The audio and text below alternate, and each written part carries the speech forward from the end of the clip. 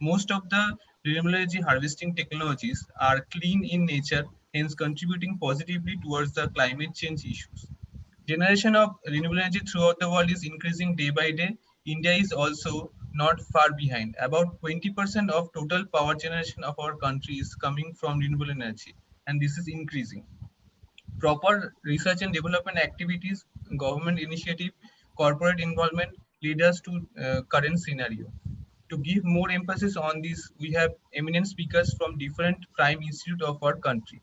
So now, without wasting any time, I am requesting Professor Tapan Kumar Paria, sir, Director of School of Energy and Environmental Science, Makaut, to deliver the introductory speech of this morning. Sir. Thank you, Kunal, for your nice presentation. Honorable Vice Chancellor, sir, Honorable Academic Advisor, sir, distinguished energy experts and resource persons of the webinar, Professor Sagar Mitro and Dr. Joyanta Mukhopadhyay, respected colleagues and guests, dear participants and beloved students. Good morning to everybody. At first, on behalf of Maulana Abul Kamal Azad University of Technology and Department of Renewable Energy, myself, Professor T.K. Padia, would like to convey sincere thanks and profound greetings to all of you for your kind participation in the webinar. It is indeed my great honor and immense pleasure to heartily welcome you all in this webinar being held on a contemporary theme, advances in renewable energy generation in the world vis-a-vis India's perspective. As a matter of fact, Department of Renewable Energy is able to organize the webinar on the relevant topic under the direct advice, keen interest, and valuable guidance of our dynamic Vice Chancellor, Professor Soikat Moitro. Special indebtedness to you, sir.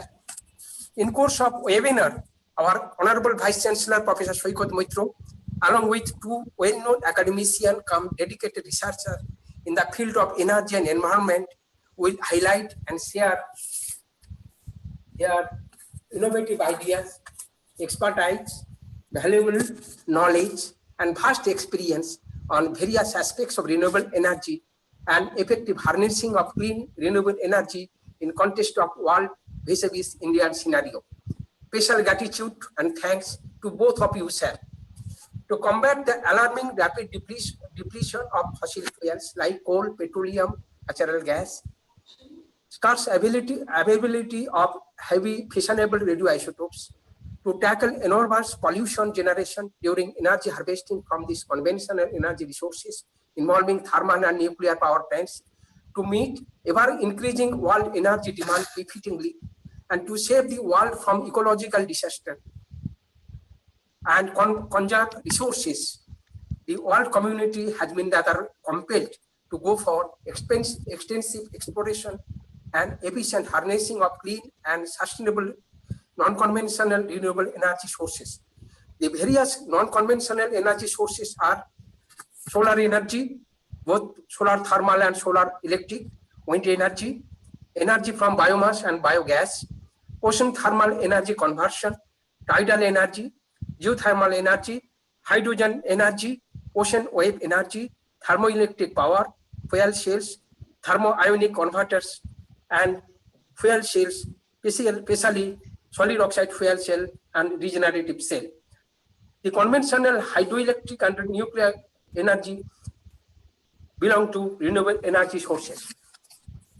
The thrust areas of research work in renewable energy field may be emphasized as the efficient and commercial harnessing of renewable energy sources, search of newer and smarter materials, system and technology for generation, storage, and loss-free transmission of renewable energy, development of advanced renewable energy-based appliances, framing of comprehensive energy policy, energy management and audit, software-based energy informatics and modeling, and development of modern anti-pollution technology. The scientists, engineers, and technologists should have concerted efforts for achieving success and goal in non-conventional energy conversion process. Every energy and thermodynamics is highly interrelated. The first law of thermodynamics relates the conservation of energy and the concept of internal energy. And the second law of thermodynamics relates the limit of conversion of energy to work. And every irreversible process, or all spontaneous processes are irreversible, and there is some losses in energy in the transformation. The electrical energy generated in thermal power plants or nuclear power plants has some inherent advantages and occurs in two states. Though fast thermocycle efficiency from heat to mechanical energy conversion is hardly 40%. The inherent advantages of the electrical energy generation in thermal power plants or the nuclear power plants it can be generated centrally in bulk, economically and easily transmitted from generation point to the user's point through integrated grid system over long distance. Minimum losses in transmission, easily subdivided and adapted efficiently to domestic and mechanical work. In case of renewable energy, may be moved towards the centralized degeneration unit with small capacity between 100 to 400 kilowatt. This may include the mini and micro level hydel, wind turbine units, solar photovoltaics module, wind turbine, and biomass-based power plants. Dispersed generation units refers to generation units of less than 25 kilowatt output to serve home, business, and the defense installations, like solar photovoltaic installation, kiosk type, mini hydro plant, fuel cell, and wind generators.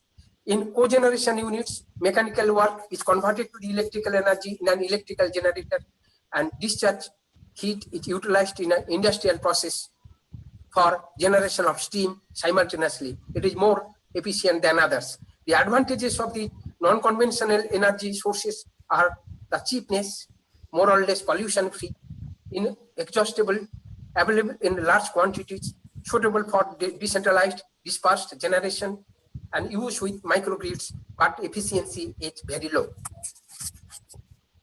The projected potential and installed capacity of the renewable energy resources in India, the wind power, the estimated potential is 45,000 megawatts, and we are the installed capacity of 37,000 megawatts.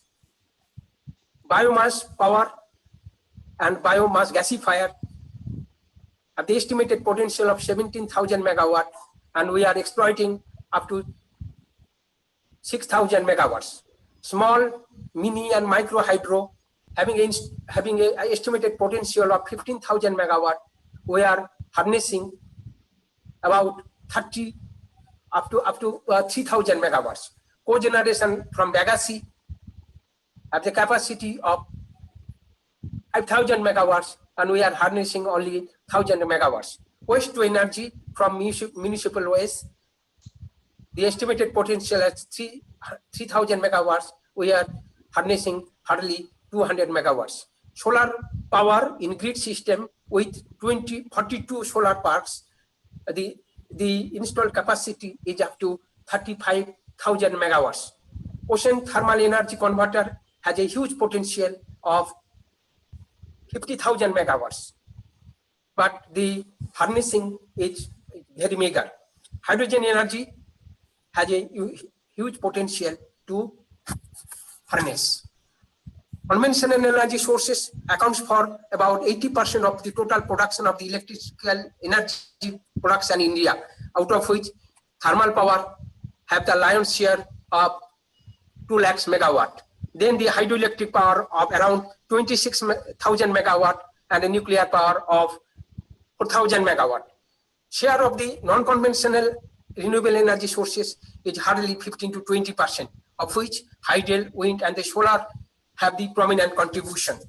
Major producers and consumers of the renewable energy in the world is China, United States, Brazil, Canada, and India.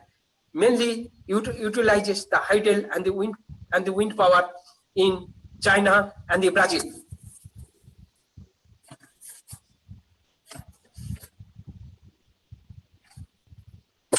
The deliberation and discussion of today will certainly be unique opportunity, super exposure and beneficial to the students and research scholars participants, since renewable energy will be the milestone of clean energy and the green environment revolution of the future.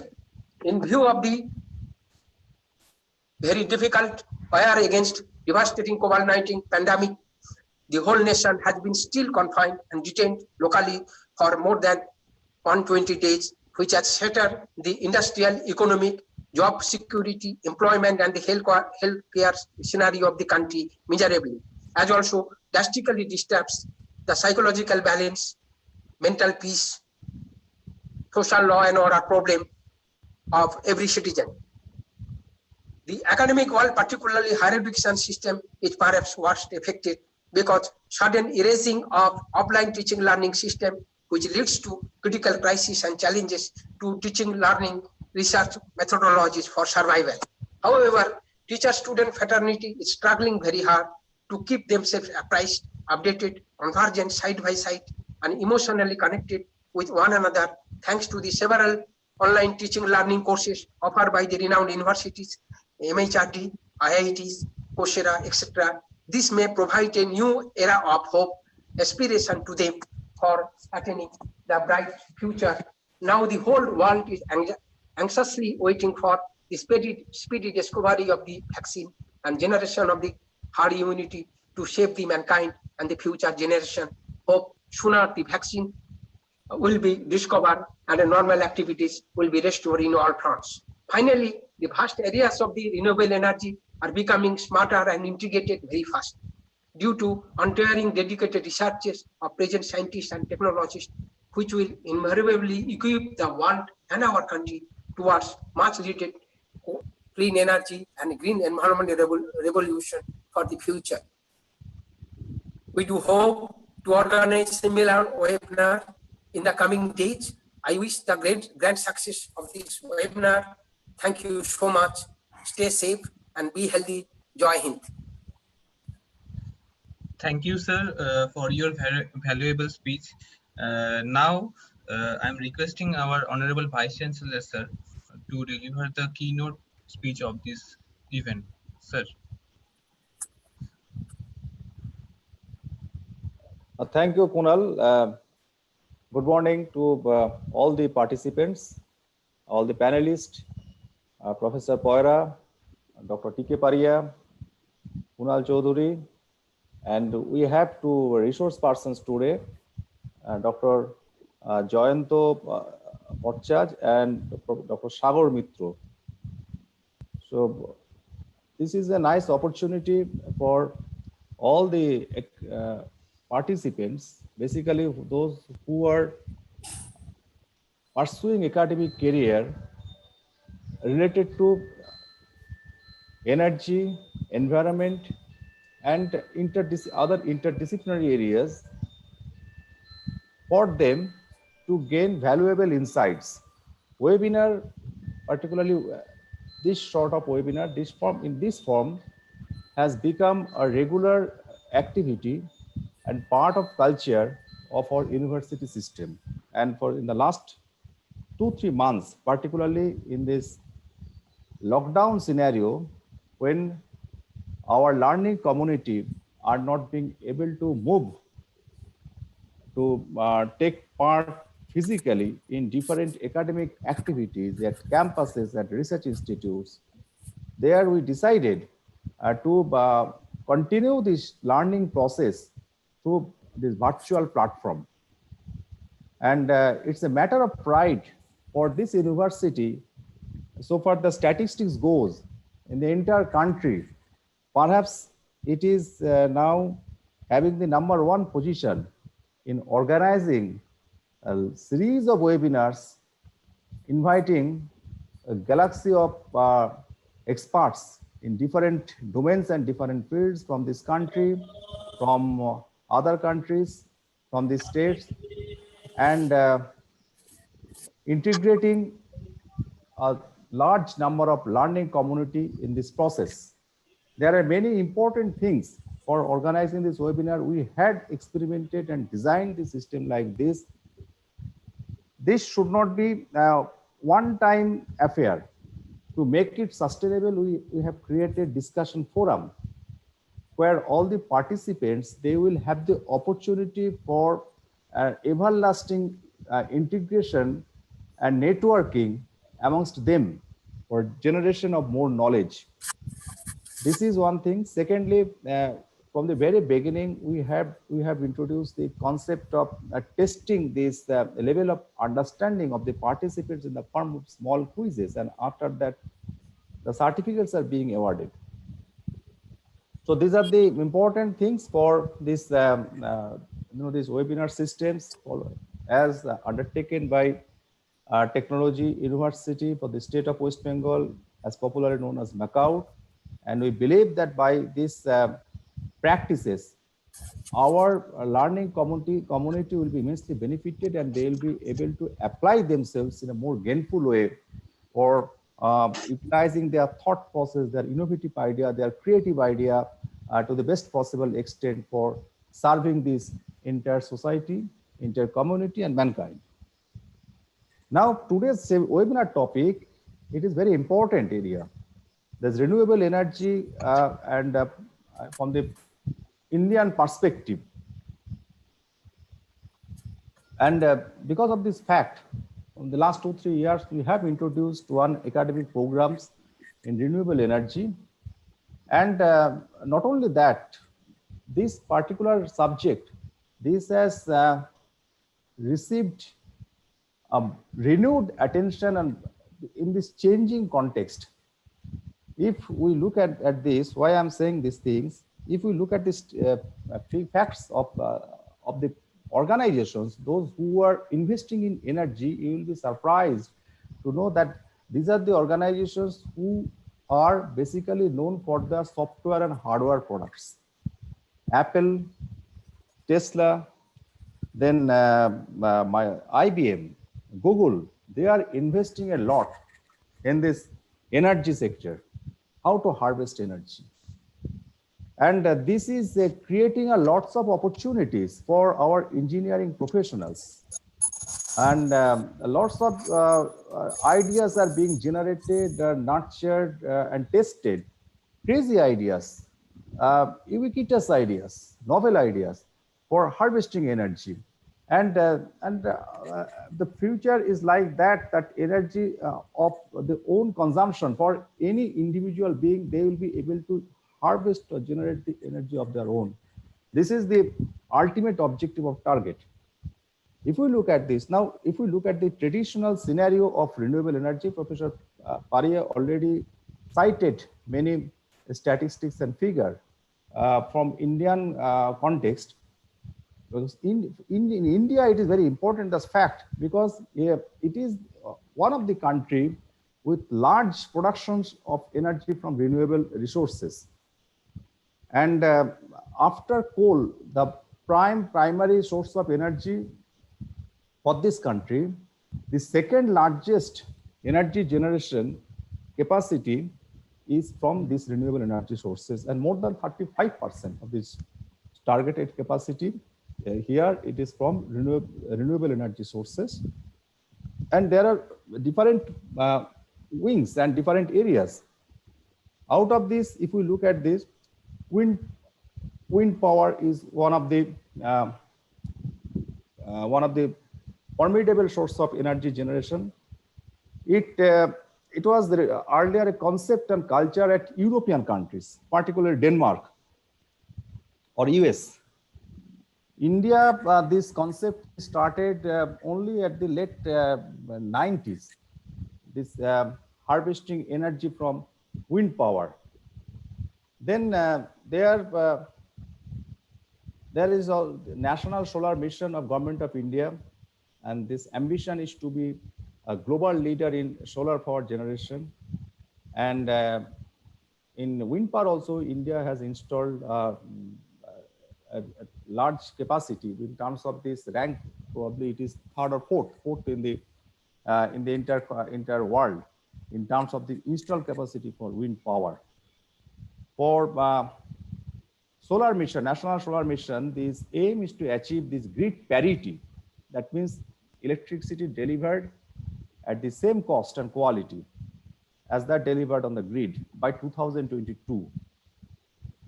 In India, as this is a country of enough bioresources, um, biomass, this is an ideal environment for biomass production, for its tropical location, for abundant sunshines, for sufficient rainfalls, for vast agricultural activities. So there are lots of agro residues, forest residues. These are being generated, and this can be used to meet the energy needs both in heat and power applications. Biomass is capable of supplementing the coal to the tunes of about 216 million tons. This was a report published by IRADA, and that will have a potential of saving 250 billion rupees every year. In India, biomass productions, these biomass-based energy productions, that is increasing. That is increasing. That the rate of increase is steep and sharp. Biomass materials, basically this residue from bagasse, rice husk, straw, cotton stalk, coconut shell, soya husk, de-oiled cakes, coffee jute waste, the groundnut shell, sawdust, and lots of this other varieties of biomass is available, and this can be gainfully utilized for energy generation. And already the practices are there, and year-wise, this rate of increase is it is formidable, because there's a biogas. Then there is a bio CNG, biogas, bio CNG. This installation of 5,000 large-scale commercial type plants has taken place, more than 5,000. And then there is a term called torrefaction. Torrefaction means this rejected organic solids from this biogas plant that can be used in the existing coal-fired plants to reduce coal consumption. That is a secondary benefit of these systems. There are small family type biogas plant that in India, the figure is around 4 million. That means in small investment, particularly in small scale sector, it is gaining much popularity day by day. There are other areas also where India is making a significant effort in producing energy from these non-conventional resources for renewable energy generation. Out of this, biofuel is one area. Biofuel, there one component is ethanol. That bioethanol is popularly known everywhere. And a long time before, Ford decided to run their car using alcohol, but that time petrol was cheaper than alcohol. But now people are working on this and sugarcane-based alcohols and all these things to make it a substitute partially, at least for this petroleum. And biodiesel is there for Jatropha-based biodiesels. There was and the research work was there going on for the last 2-3 decades, how to extract this biodiesel from Jatropha and making it making this blended diesel for automobile applications. That work is on, but the engine, there are lots of researches were going on basically on the modification of the engine designs on automobiles. And there are certain, this environmental and pollution norms for using biodiesel, particularly in terms of this NOx emission. So how to take care of all these things, that researches are going on. And I, from my personal experience, I know, because in the late 90s, I had the opportunity to work on a project on these biodiesels. And after that, there is a significant, this development in this particular area. Then tidal energy, basically here in this country, can have a good potential, particularly considering the geography of this country. But 3 sites are, this surrounded by this ocean, and there is a first source of tidal form of energy is available, and how to tap it, how to utilize it. This is a technological challenge, but there is a potential. And of the late, there are lots of researches are going on how to take care of the extraction of or inflation of this tidal energy using ubiquitous and novel material installed at the different shores.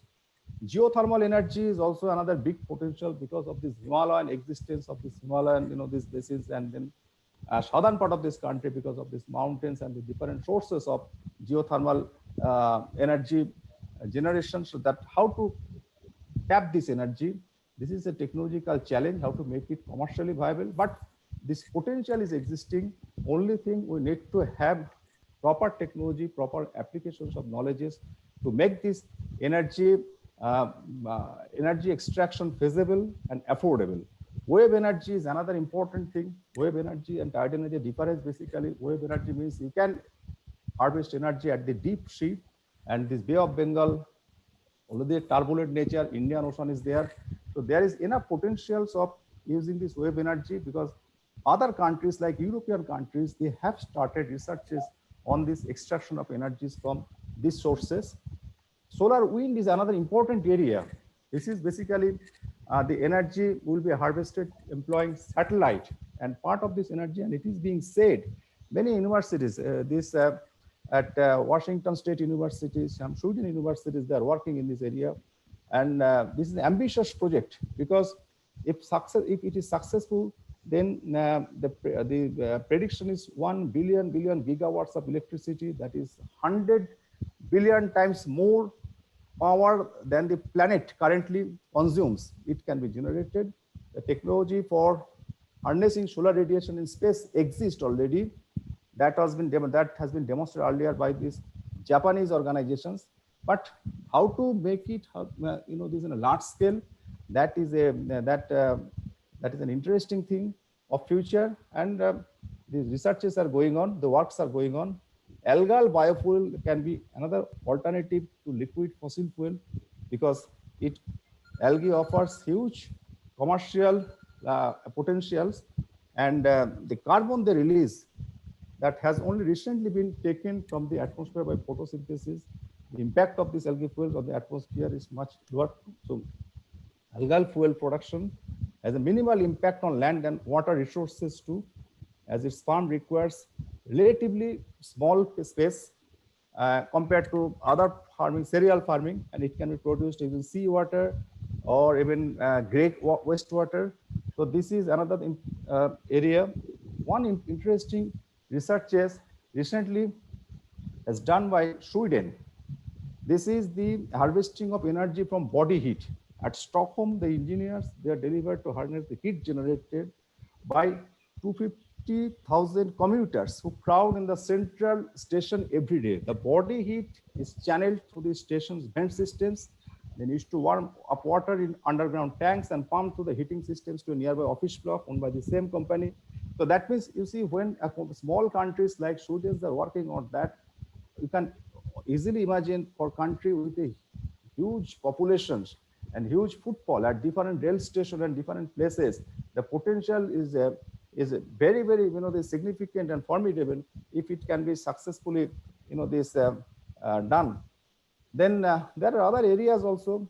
Many new things are happening, particularly this electric vehicle will be definite things in near future. And one tire company, Goodyear, they release this electricity generated tire concept. That means the electricity requirement of the car will be generated by the frictional force developed by this car, and that will be converted to electricity. So they have demonstrated this at the Geneva Auto Show.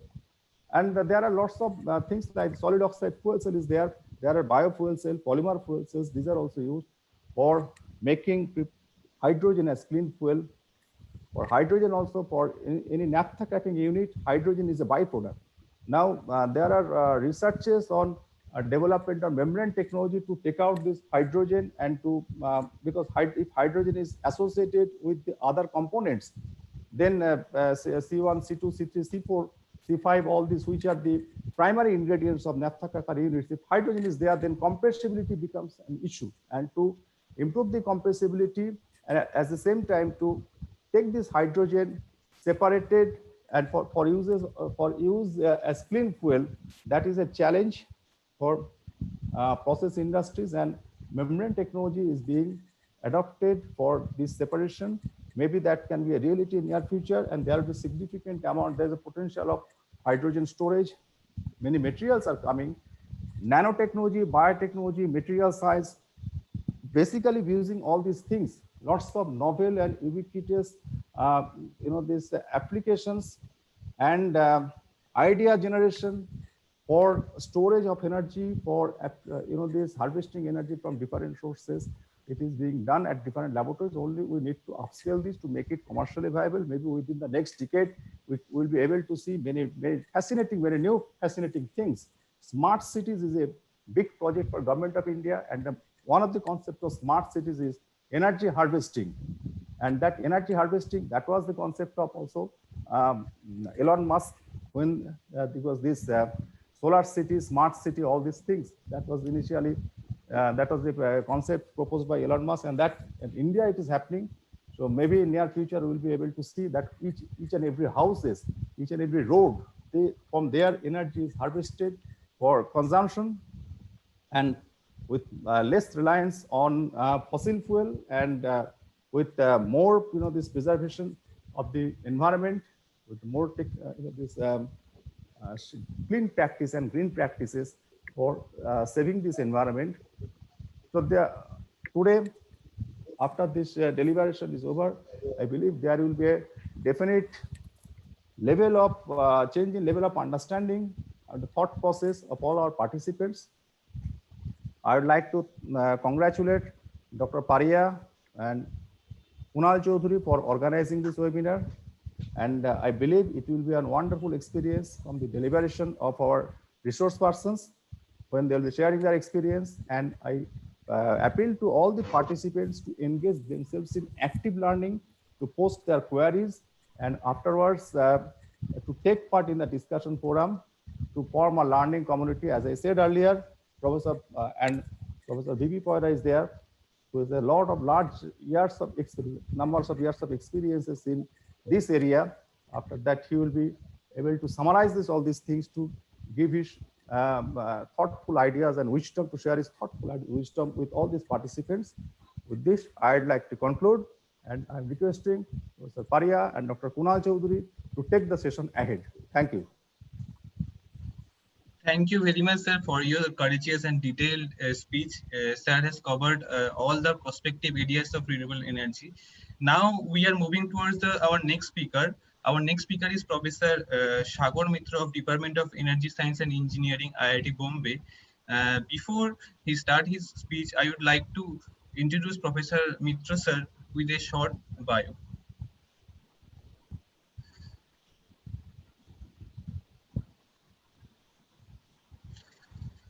Professor Sagar Mitra is a professor in the Department of Energy Science and Engineering, Indian Institute of Technology, Bombay, Mumbai, India. He obtained his PhD from the Indian Institute of Science, Bangalore, India in 2004. He worked as postdoctoral fellow at UPS and UJV, France from 2004 to 2006. He is the recipient of Principal Electrochemist at Replisaurus Technologies, Sweden from 2006 to 2009. He is currently leading the battery research team in National Center for Solar Photovoltaics Research and Education, funded by Ministry of New and Renewable Energy, Government of India at IIT Bombay. And his current research mainly focused on advanced materials and technology developed for different energy storage applications, particularly in lithium-ion batteries and sodium-ion batteries. Sir, over to you. Thank you, sir.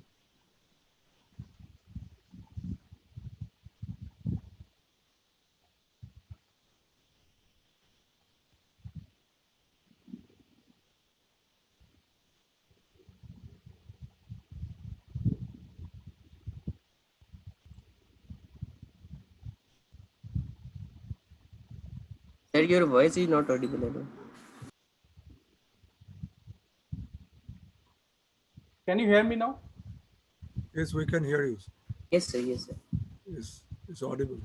Audible. Okay. So, uh, okay. Good morning, everyone. I don't know. It's my slide is shared.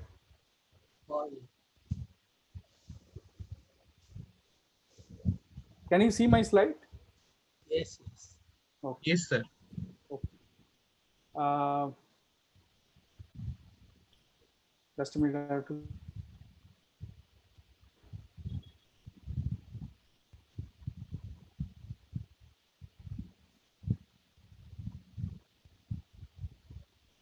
If I go with the full screen, immediately it's changing everything.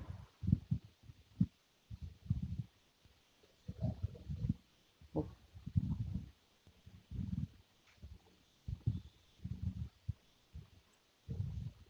Okay, so see your okay, so myself, Sagar Mitra, I'll switch off my video because to save my bandwidth, there's a huge rain happening in the Mumbai right now. So I'm not sure my video will be on uh, most of the time. Okay, so I'll try to, so I'm from IIT Bombay. So before starting, I'm very glad to participating in this conference webinar, and my sincere thanks to Professor Tapan Kumar Paria that so he invited me to give a talk here, and all the organizers who are organizing right now, because this is one of the difficult time we are facing right now. Even in my building, my next room having a positive COVID positive, so we are quarantining right now. So all we are right now inside the room. Okay, so this is a very difficult time. So anyway, you need to cross this line.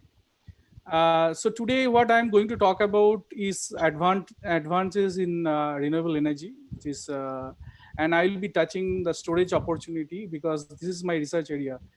So I work on storage, which is basically electrochemical storage areas I work on. So I'll be touching that part also along with the renewables, but I'll not go much on the uh, like a number and things which is already you can find out a lot of literature, a lot of reports by the energy organizations, energy agencies are there in the web. We can find that, and that is useful to understand and know the policy about our current Indian current scenario, as well as one world current scenario. Everything is available right now, freely available almost. So I'll be touching whatever is possible in a different way, because I know the most of the students and researchers are listening this or will be listening this. So I am from in a Department of Energy Science and Engineering, which is not a very old department. It is 2007.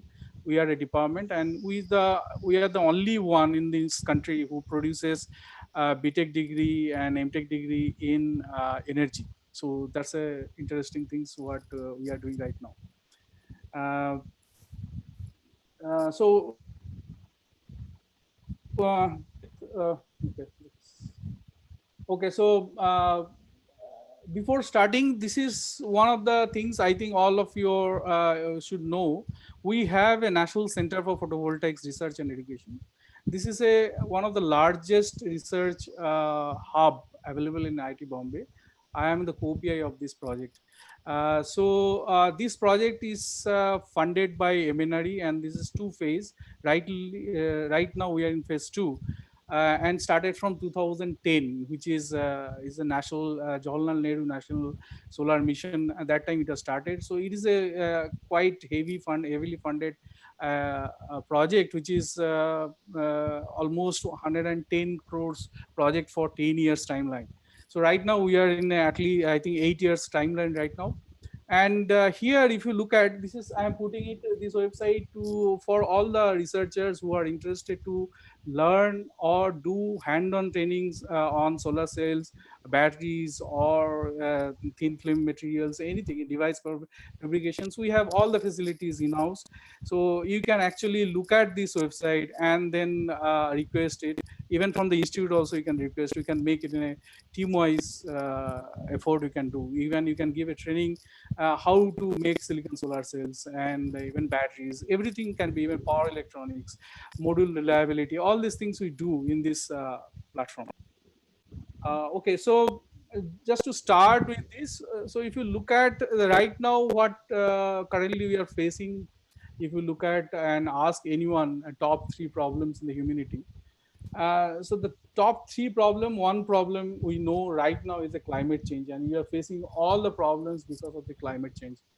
And climate change, mainly people, even all scientists and everyone, engineers, everyone, policymakers understood this is due to the gas emissions, and that gas is carbon dioxide gas emissions. And second one is sustainable solutions. So how to live sustainably. That's the biggest challenge right now in the worldwide. So, and poverty, that I don't know, still the poverty is the biggest issue And this is from the UN foundations. They have listed 5 out of 5. I took three, the top three. And a few years ago, I think 10 years ago, it was a top five. Energy was there. Right now, energy is not there. So that's another interesting point I want to mention here. And if you can see the left hand side plot here, so you can see this plot is talks about carbon dioxide emissions year wise, and the yellow line talks about the current policy, the worldwide current policy. If you still follow, it is going to hit 2 degree or 1.5 degree enhancement in another 10 years time. And if you change from 2020, let's say there is another line which is a blue line. If you change the policy and bring down the temperature 1.5, the maximum, so you need to change so many things. So that are the things we are going to talk about. What are the, and there is the renewable having a huge impact on it. So I think everyone will agree on that we should reduce the temperature as in above that what current level is, and bring it and keep it in that 1.5 degree centigrade max.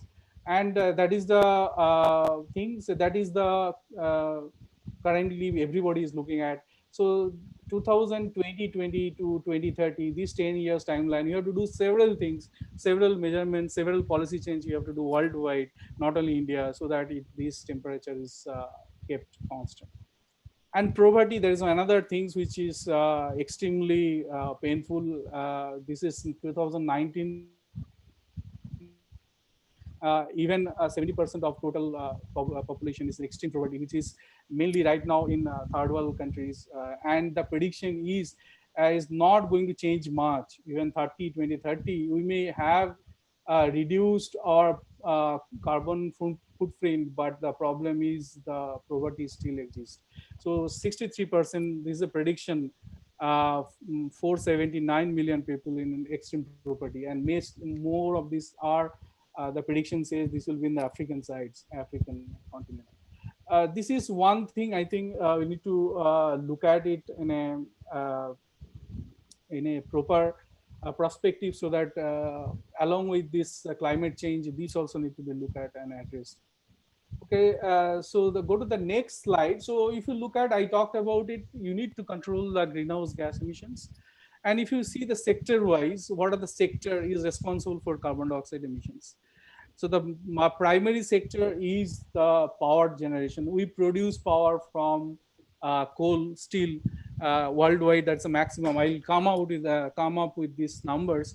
The power generation and transport and the industries, because we are mostly going towards industrial revolutions is happening, and then we are going more and more industry driven society, so that these three is the in the rising the trend in the worldwide.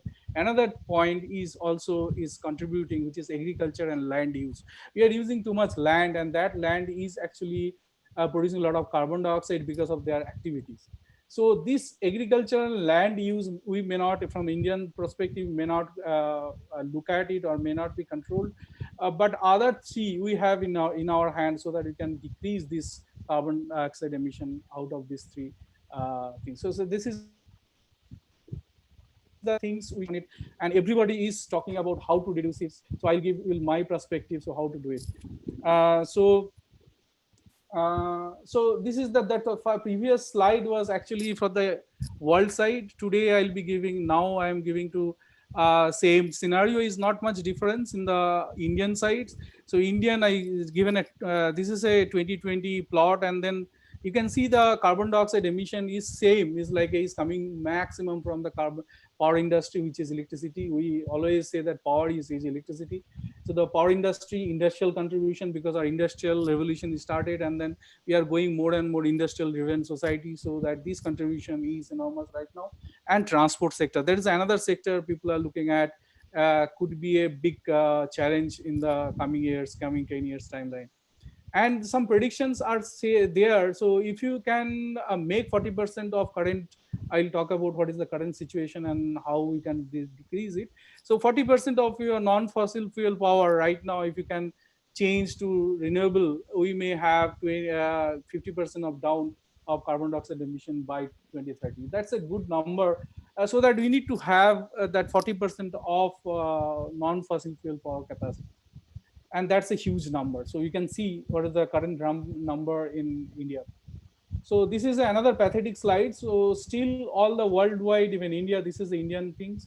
So we are using still the major electricity production or power production from coal, and coal is still is the number one power production source. And this, and if you can look at the right hand side, this plot, it shows that still we are putting a lot of plant and then under construction. This plot shows that the thermal the global power generation and power plant map, where India is mapped here, and still we are in the coal based power production scenario. So this is another disappointing things, but nothing can be done. Okay, this is the next slide. We'll talk about the current scenario, which is a March 2020 scenario. So this is a install capacity. This is not the production capacity. So the install capacity is around 370 gigawatt. And if you divide this 370 gigawatt, we are 55%, more than 55% from coal, and other things like hydroelectricity is 13.6%, and wind, photovoltaics, and biomasses. This is all our renewable sources. This is 22.3. So if you look at the previous slide, we need to have 40% of renewable resource to reduce your carbon dioxide emissions, 50% of carbon dioxide onwards from the 2005 if it's a scale. So still we are not very close to that, but we are aggressively going towards that, because you know the Prime Minister's announcement. So we are going to have more than 200 gigawatt hour of electricity produced from the renewable resources. Natural resources is coming down 6.7, and every year it is coming down. And nuclear is almost fixed, 6.1.6 to 1.8.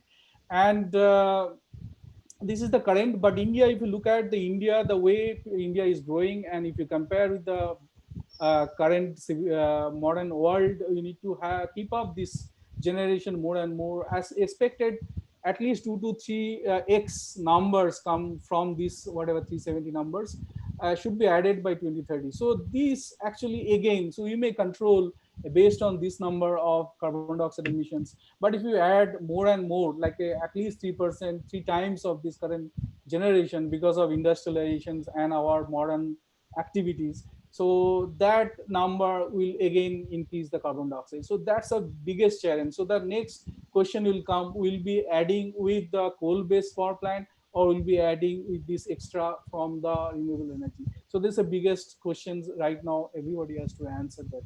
And this is the left hand side what I have given. This is a production side and demand side. If you look at the demand side, which is industries demand, domestic, agriculture, commercial, and traction demands, these demands are quite high compared to the coal, compared to the productions. And that's the reason part of the India is going for a power cut, irregular power cut, and mostly on the domestic sides and non-commercial sides. So that's one problem, because this is the power, this is the demand and supply mismatch. So that is another one we need to look at it. And more demand increases, so the demand will go beyond 1000 gigawatt hour within 2030. So you need to match that by the supply increase. And this is the install capacity. It doesn't mean that everything is on the peak, so that the install capacity never be as the supply capacity. So next, this is the challenge India is going to face in the energy sector, because we are talking about only energy. So constant transmission, you know that our production the plant is somewhere, and the usage is somewhere else in the villages, because India is not only the metropolitan cities. India is in the villages. So all the places, if you want to have electricity, that need to be connected by the grid. Is the main challenge India is facing right now. And constraint is the transmission and the distribution. That's I'm talking about. If you connect all the villages and all the cities already connected, but all the places which is called real India need to be connected. So there will be distribution capacity, and transmission is a big issue. and unmet energy demand. I already said, because the demand side is increasing enormously, so that supply is not topping, is not matching with that, so that unmet energy demand is, this gap is always changing. And this is a big issue, low energy access. As per Indian government website, this all areas are electrified, but their definition is like, if you have one connections in the entire in the village, that means the whole village is electrified. But that is in the other definition, that is not true. So that this definition need to change, so that electricity for all means electricity available all households everywhere, starting from mega city to the small city to the rural areas. So that definition you need to change. So that definition still is there. And there is another problem, that we are still continuing dependent on coal-based generation. And this prediction says and calculation says 2050 will be ending up our all coal-based resources. We need to look for some solutions, and maybe one solution is renewable, because if you look at sunshine, is only Rajasthan. If you take or capture all the sunshine available in the Rajasthan itself, it can actually capture all the Indian uh, electricity supply. So that is there theoretically, but we are not doing. And so there are a lot of transmission plan already in the renewable energy corridor, in this green corridor, which is already, you may know that there's a two corridors already made, and it is in the plan.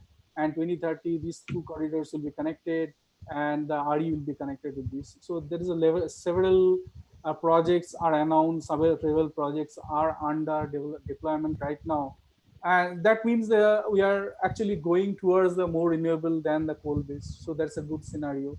And this is available in MNRE site. You can look at it. This MNRE site is available, and they will give you the exact what are the project is going on right now, what are the project already over, and what are the project is under constructions. So these all are available. So when you talk about solar energy, this is a one thing we should, because I'll be talking mostly on the solar and then solar storage. These are the two things I'm concentrating today.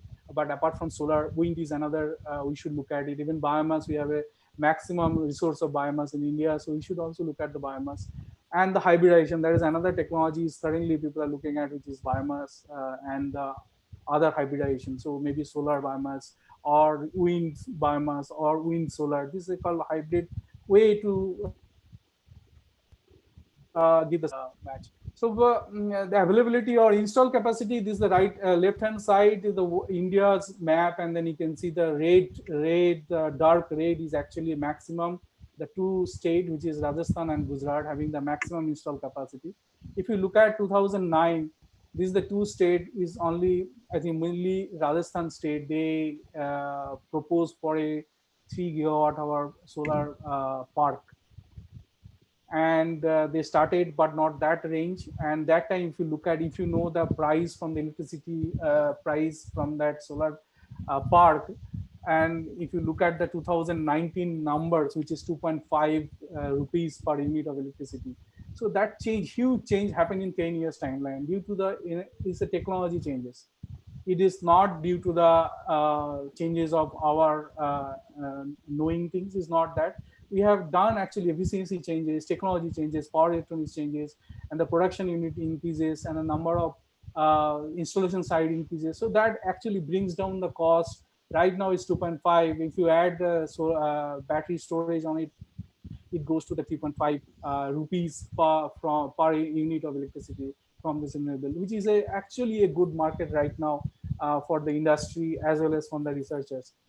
And these two countries, why they're interested and install more, because 300 days, more than 300 days sunshine and more than 8 hours sunshine is available in these two states. And that's the reason why most of the installations are there. And still so many installations is going on. Some of the installations are under operations. The problem maybe is the technical problem. Some of the providers are not interested to connect this RE into the grid because of several issues, technical issues are there, and technology is not mature. So that is the one thing need to be look at it in a more technological level. Another interesting thing is not only the electricity generation, we will have a huge job created by 2022. That's a prediction by Emery. So you'll have a, if you have the installation goes to the, right now we are predicting that 100 gigawatt solar installation in India by 2030 by the announced by Prime Minister. So that will, if you can do that, I think we'll have the huge number of job creations in different sections. You can see the right hand side, the section wise is given. All of the sections will have a numbers will be predicted by 2022, which is a huge number. So that we will be getting electricity as well as job is created. So this is a good scenario for solar, and we are working on it. It's not that we are not working on it. Okay, so if you look at the research sides, this is almost everyone know this. This plot is coming from the NREL. So who are the major player in solar photovoltaic? So I'll give you some of the insights what solar cell research right now in current status of the cells.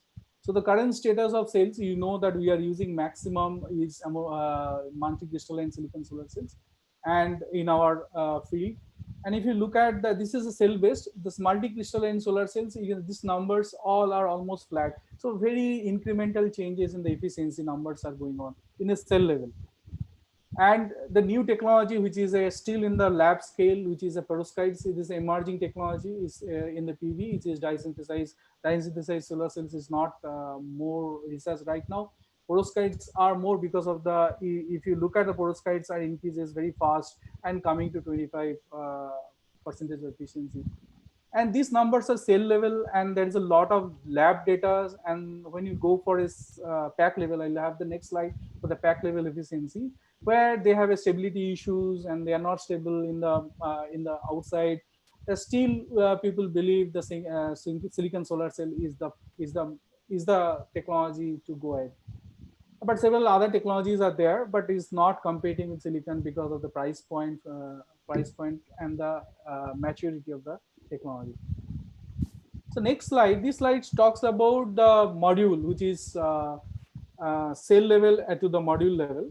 So you can see the module level efficiency is still under 20%, and some of the other technology which is not for everyone. So this the efficiency is for specific uses. But another thing is interesting things that you can see is the written. The next is written who are actually reporting this.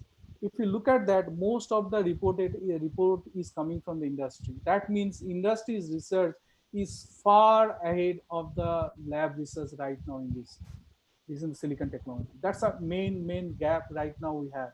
So research lab is not actually capable, or not capable, and this is the wrong word. So is not comparing their efficiency what industry's level research is going on. So most of the things you can see it is done by the researcher from the industry, and they are showing these numbers. So this is another point for the all researchers in the country, even worldwide. People should come across it. And the one thing maybe is the resource required for this, which is a very high, because I was coming before coming to ITB as an industry, the semiconductor industry. I know how much is the cost required or installment, the budget required to have this type of lab. And we also have ITB. Is a huge number, so that all maybe academic institute cannot afford that. That's the reason maybe we are in the worldwide we are backward from the industry right now in this. Okay, so the next for India is the wind. I feel there is a, this is less talk about. A lot of installations was there, and if you look at the right hand side, it is the potential for the offshore floating device, wind device. India is mapped there. So that means India should work on it, and then there is a lot of possibilities. And the left hand side coastal areas, the Gujarat, Maharashtra side, and this is marked as a possible area for the offshore. And the main problem, what I observed, that the technology is very mature right now, not much engineering or not much scientific involvement can be done here. But if you look at the engineering part, people are still going to the future of the longest, tallest, and the bigger blade radius. That's a strategy people are looking at it. But India still, I won't see any. Even our IITs, not a single group is working on wind. There is a group, but that group also not working right now. So that means the research interest is gone from this, and most of the interest on the industry side, which is the installations and the generation part, and mainly on the electronic part. So this is one thing I think industry or academia should work together to go for any futuristic combination can be done here. And most of the research is going on wind is in hybrid technology, not in the wind in a real technology. Wind hybrid with the solar or biomass, and that mostly it is on the side of let's say policies or economic side, calculation side, not the hardcore engineering side. And that's a lack. Okay, so this is also gives you a lot of, if the installation increases, and this is a prediction that we will have a huge installation in the India in 2030, and that also increases a lot of manpower. And I think all institute like us and your institute actually produces a lot of engineers. They can help on this, actually join here and then help on this progress. And I hope that is the scenario. This is one scenario recently came, and journal June. So this prediction or calculation is done based on California, because California one of the place where more sunshine available like India. uh, so they have done to see how grid is supported by different renewable energy. So the question is 100% renewable is enough? So they've seen that some percentage of hybridizations or solar wind can actually brings down the carbon utilizations, the carbon neutral to the negative. So that is actually plotted here. So that's a good calculations. I have not seen this type of studies done in India. I think as a research institute or as an institute, I think we should take this type of studies in India. This study, if you're interested, go with it. This journal is June, and it is in June 2019 publication. So that is actually predicting that 100% renewable can actually bring down the footprint, carbon dioxide footprint to negative. So that's a good scenario. So you can go 100%. Also, you can actually predict how much percentage of hybridization can bring the carbon footprint to negative, which is another good things we need to look at it. So I'll talk about solar. So this is the one thing people are right now looking at, because we know all the renewable energies are not available all the time. So sometimes like today in Mumbai there is no sun, so that we need to store when the available energy. And so that storing part is taken care by the storage. And most of the solar storage projects are not much feasible or not much looked at it right now because of the storage problems. Because the when sunshine is there, you can produce the energy and feed it to grid.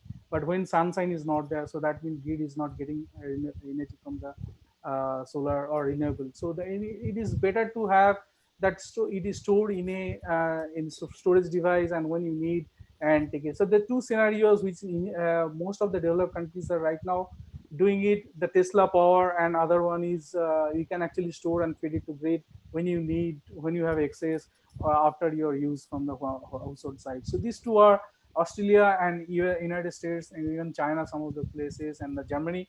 They are using this strategy to use renewable energy from the rooftop solar. And this left hand side, I have given some of the issues of the renewable. So we all know that renewable energy is not always available, and that means when is available it is stored, and when is required you just use it. And lower power generation capacity than the fossil fuels, and that is another problem right now. Renewable energy is, because fossil fuel is actually major contribution because of this reason, and low efficiency as compared to coal. So this is another major problems, that efficiency is still not compared with the coal. And in between this storage comes, because storage is one of the component which come to the system. So storage is converts to electricity stored in the batteries or any other form, and then use it for several other purpose when it's required. And that shows that the storage is required for the storage. It's not only required for the storage. I'll talk about this on the next slide. There is several things can be done. So when excess electricity is produced, that can excess can be shift. It's called time shifting, can be called peak shifting. Peak saving, when the power demand is very high, you can shift the peak just using the batteries or any storage component. So these things are already known. The third one is frequency regulations. India still is not in the much on the frequency regulations, but some of the countries like Germany, they are very sensitive to the frequency changes. But if this type of policies comes that you need to be very careful of the frequency regulations, so then storage will be a biggest option for that, because it can actually store the fluctuation happen due to the renewable energies. So these three mainly the criteria where batteries or solar storage is used, and look at in a, if you look at the worldwide, this due to the reliability and dependency and the reducing cost, because the cost of the batteries and every other storage devices are coming down, and that's another reason. Reducing cost is another reason why all people are looking at the storage in integrated into the renewable energies. And another thing is coming because transport sector right now we are going towards the IC engine, towards the electric vehicles. And electric vehicles, if our because I work on the electric vehicles mainly, so the electric vehicles actually is going to reduce maximum of carbon dioxide emission in the country. And that electric vehicle project will this battery need to be charged somehow. It is useless point if you charge the electric vehicle batteries from the electricity which is produced from the coal power plant, so that you are actually increasing the carbon footprint again. So that's a strategy, is that you can use the renewable energy to store electricity in the batteries, and then battery driven car is running and then giving zero pollutions car scenario. So that's actually is a big concern for the country. Even whole world people are looking at that renewable energy will be used for 500 million electric cars globally by 2040. So this is a agenda for whole world. Okay, this is not only our agenda, it is the whole world. So if you look at the storage is required for high power to low power, then is the time scale also depend. So different application needs a different time scale. It starts from the hour, day, then minutes, then seconds. These are the seconds is used for the power supply, minute is used for your UPS power supply, and the hours is used mainly for the home for the supply chain. And if you look at this gigawatt of storage right now, you can see most of the storage, this is the top down, is how much storage is worldwide right now. Is and the sky color is for the grid level, and the blue color is for the non-grid level. Storage is utilized worldwide. So more than 3 gigawatt hour storage already installed in 2019 in the worldwide. So that means storage is coming to a picture right now, and India also looking at it as a bigger.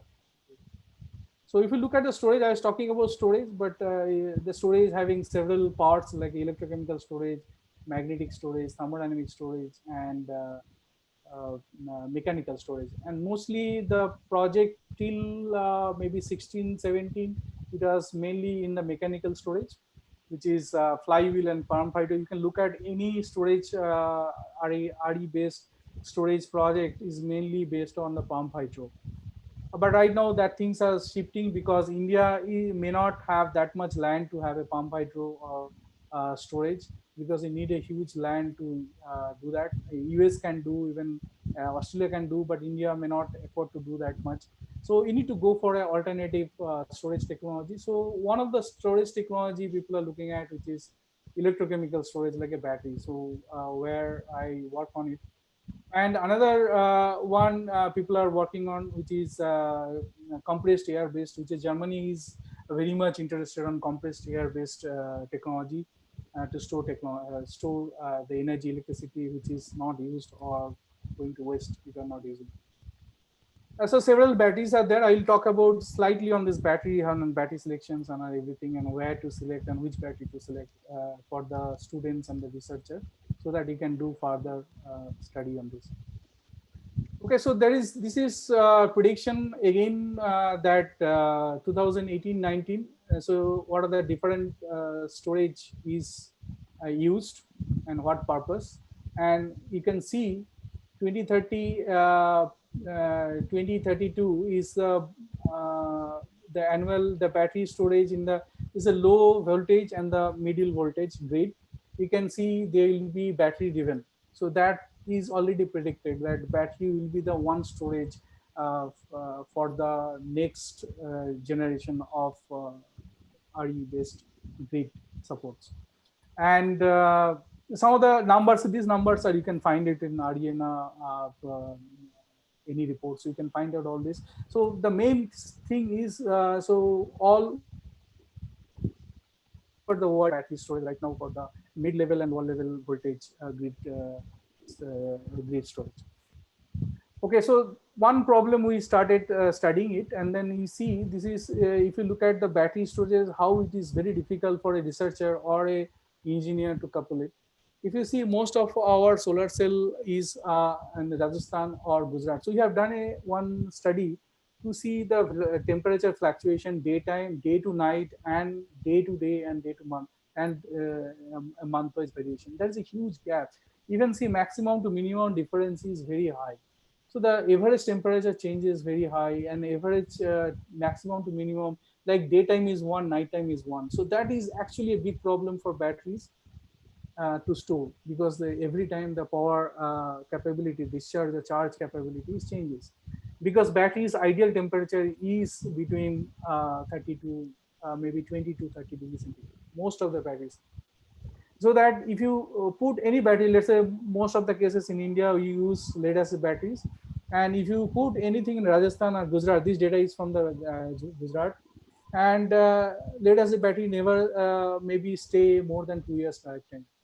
That's the biggest problem because of these temperature fluctuations, and this fluctuation is not between month to month, even day to day. So that is a big problem. So all engineers or scientists should look at it this as a solution. So how to develop a new solutions. Okay, so this talk about the overview. So few projects already taken. So this is the where it is taken. So India is taking right now lead acid based, lithium based, and flow batteries based. Uh, this is some pilot plant is going on. Is 1.5 a small pilot plant is going on in Tamil Nadu, mostly, and Gujarat side also. But right now this thing is changed because of lithium and battery price is coming down drastically because of electric vehicle the electric vehicle uses. And there is a call that second life of lithium battery can be used for solar storage. So that actually predicting that lithium battery will be another option for major option worldwide for the renewable energy storage. Okay, so so the applications you can use for every this battery can be used for a different way. Like solar, I already talked about this. This can be used in a hybrid way. So there is a several hybridization strategies going on. So there is a lot of papers, a lot of analysis. You can see which hybrid, which will be good and economic. So people will talk about economic and the sustainability and reliability. Based on these three, actually people look at which time, what time, the peak time, which one will be used. So there are a lot of main thing I put it here. So off-grid solution is microgrid. We are working on microgrid, and then interruptible residential storage for the off-grid. And EV charger always will have a hybrid solar storage should be for the charging. That is the planning section is going on right now. Uh, so battery sizing, because you always, if you look at, if you are working on the plant or if you are working in the field, you know that you are always oversize the batteries. So for, if you read, let's say 3000 megawatt power plant you are sizing, so you are sizing battery size of 4 times of that. So it is around uh, 12,000 megawatt hour of batteries. So 4 times higher sizing is right now people are doing it. So to know the accurate sizing so that your demand and your all the atomic climatic condition is taken care. So we need to know the battery more perfectly. So that this is that's the reason I am discussing this, because this portion is not looked at much because the less maybe knowledge is there in this. So system round efficiency, this is a few things we need to look at it. I'll talk about system round efficiency, battery efficiency, SOC, state of charge and depth of discharge is very important for any applications. Which application, I'll give you some example which application which battery is useful as per my opinion. And expected lifetime. So some of the time, see, solar cell lifetime is 25 years, but battery lifetime is 2 to 5 years maximum. So we need to, for whole solar cell lifetime, we need to actually change 3 times or 5 times of the battery. So that is also is one major factor when you sell the electricity outside. So that also people keep it into the mind, because that much high excess battery need to be replaced every 3 years or every 5 years time. So this is the one plot again is coming from the NREL. So this plot is shows that which battery and which battery is good for which applications. If you go for a large scale, then you can take some of the applications. If you go for a medium scale, your energy and the power is requirement is medium. You can go for lithium ion, you can go for flywheel, you can go for fuel cells. This is a very interesting slide. Based on your application, what is your demand, what is your energy density demand, what is your power density demand, what is the timeline you are working on, is a few hours. So you can see time is here in the top corner. So if you want to use for longer time, so you can take that device, the system, and then work on it. So this is one of the interesting table I feel is useful for the designers when they go for a solar cell or renewable based storage based renewable system design. Okay, so this is one of side side pictures, which is this is a lithium battery based pack. This is a battery racks which is used in the site right now. In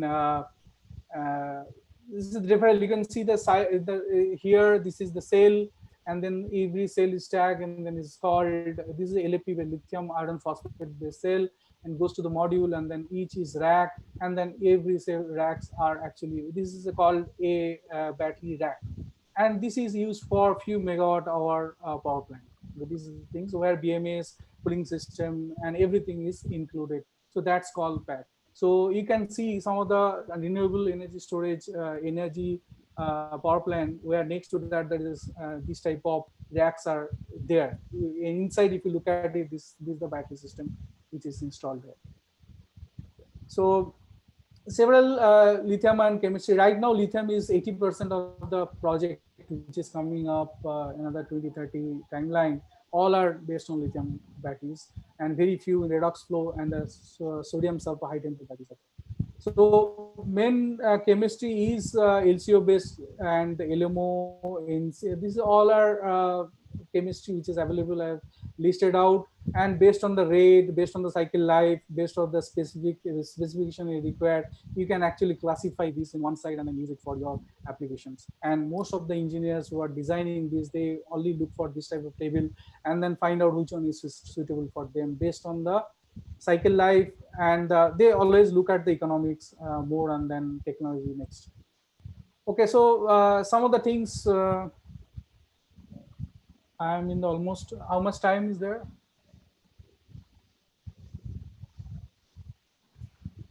Sir, around 20 minutes. Oh, still 20 minutes. Okay. Okay. So there is these batteries are based on cycle life. So some of the batteries are like a lead acid battery cycle life is very low, whereas the lithium ion battery right now, lithium ion battery is one of the lithium ion battery coming from Toshiba is saying that they have 25 years of lifetime, 40,000 cycle lives. So that type of battery right now is very costly. But with the research, this cost will come down, and we'll have a 25,000 cycle life, which actually goes beyond the even silicon solar cell lifetime. That is another thing is coming up. The cycle life is there. So right now, even 5,000 to 8,000 cycle life of batteries are very suitable for these applications, because it can guarantee up to 10 to 20, 10 to 15 years lifetime of the solar cell. C rate, because which rate, this is depends on which how fast you are discharging, how fast you are charging. That depends on your uses. So your solar cell, we know that prediction is already given, so that charging we know, but discharge we don't know. The discharge is depends on how your user is using. So that is one is not predictable. So predictive models are there to predict this, so that you can cycle life, you can predict. So there is a lot of things we are right now working on to predictive model based, so that you can predict the cycle life of the any chemistries made by the any industry. Depth of discharge, this is the depth of discharge is also very interesting things to predict the cycle life of the batteries. And energy and power, I say that it depends on your application. So if you are going for a stationary rooftop application, so that more energy is required, so that you can go, the power density is required for your fluctuation, or maybe your spike, if you want to take it off, so that energy density is required. So self discharge rate, this is one thing. Some battery, you keep it charged, like your laptop is keep it charged and keep it, don't use it for 1 or 2 days, you see the battery charges come down. Even mobile is one of the biggest example. So that is due to the self discharge. So minimum self discharge is good for any batteries, so we keep the charge for longer time in a same things. And efficiency is another. So these all points we can discuss one by one. So technical specification, usually when you go for any planned or specifications or designing, technical specification is more important than the scientific informations. So the budget is the main constraint for all countries, or even our country is more sensitive to the budget right now. Size and safe, and the project lifespan, what I was talking about, the solar cell is 25 years. So how long I want to save that lifetime. Charging cost, so this charger cost and the maintenance and the availability of the raw materials. So based on all these things, so we decide which battery will be good. And there is a lot of certifications are there. If any students are interested on certifications, we can look at this slide. This all certification is used for renewable energy storage applications right now. So these the things I was talking about: DOD and charge discharge rate and the cycle life test. So any battery, if you take, this is the best example for the LFP based technology. Right now we are thinking of solar storage. You can see, if you are one battery, if you are charge discharge, deep of discharge means 100%. That means you are fully utilize the battery. The cycle life is 4,000 cycles.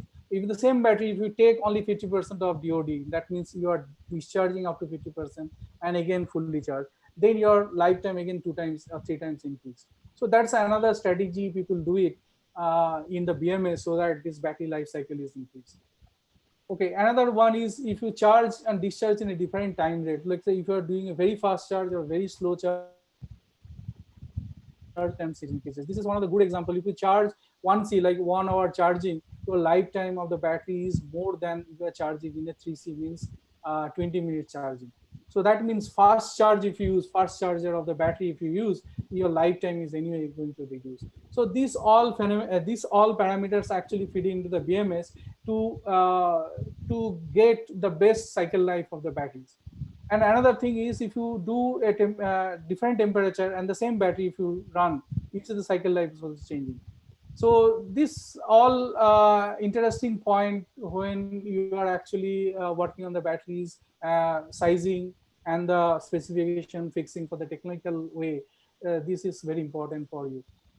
And round trip efficiency, these people may not take it very seriously. Round trip efficiency, let's say I started sizing 1 kilowatt hour batteries, and every system, this system efficiencies are different, losses are different. So once the round is completed, actually you are getting 0.85, 80% of that. So that's called round trip efficiency. So you may size 1 kilowatt hour, but due to round trip efficiency and the losses for the different component, actually you are getting 80% of that 100%. So that's the reason we are oversize the battery all the time, because of all this reason together is actually increasing. Okay, so battery price are coming down. That is another good point, because the prediction says that lithium-ion battery price will be below $100 per kilowatt hour. That's a good thing. if that is going to happen, so we'll be seeing only lithium-ion battery in this storage application for renewables.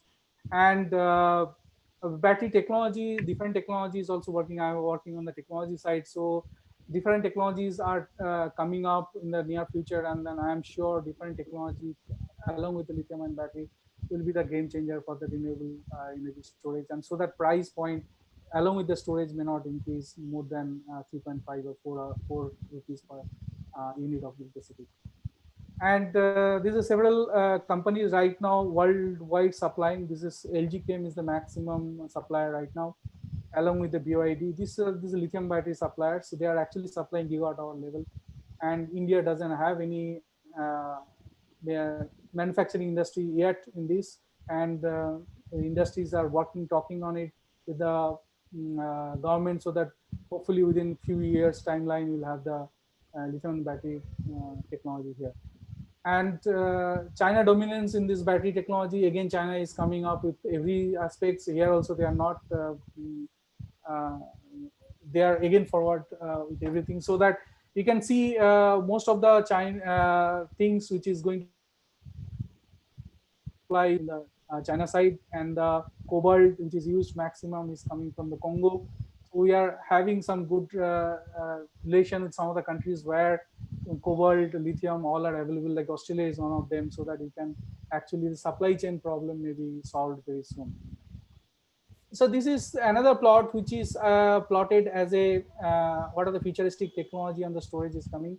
If you look at it, then the left hand side is already which is already in the market right now or demonstration level, like flow batteries, flywheel, superconducting magnetic storage, and adiabatic compressed air. This technology is already deployed right now.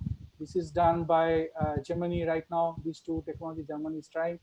Supercapacitor, flywheel, whole of the world people are using the flywheels. Low batteries also a lot of technology already used. But the next is, this is under deployment right now, people are looking at it. So molten salt based technology, then sodium sulfur, already Japan is the pioneer on this. But a lot of recent accident happened due to the high temperature operations, and that is again going backward. But lithium ion battery is right now in the top and is going towards this pure commercialization subject.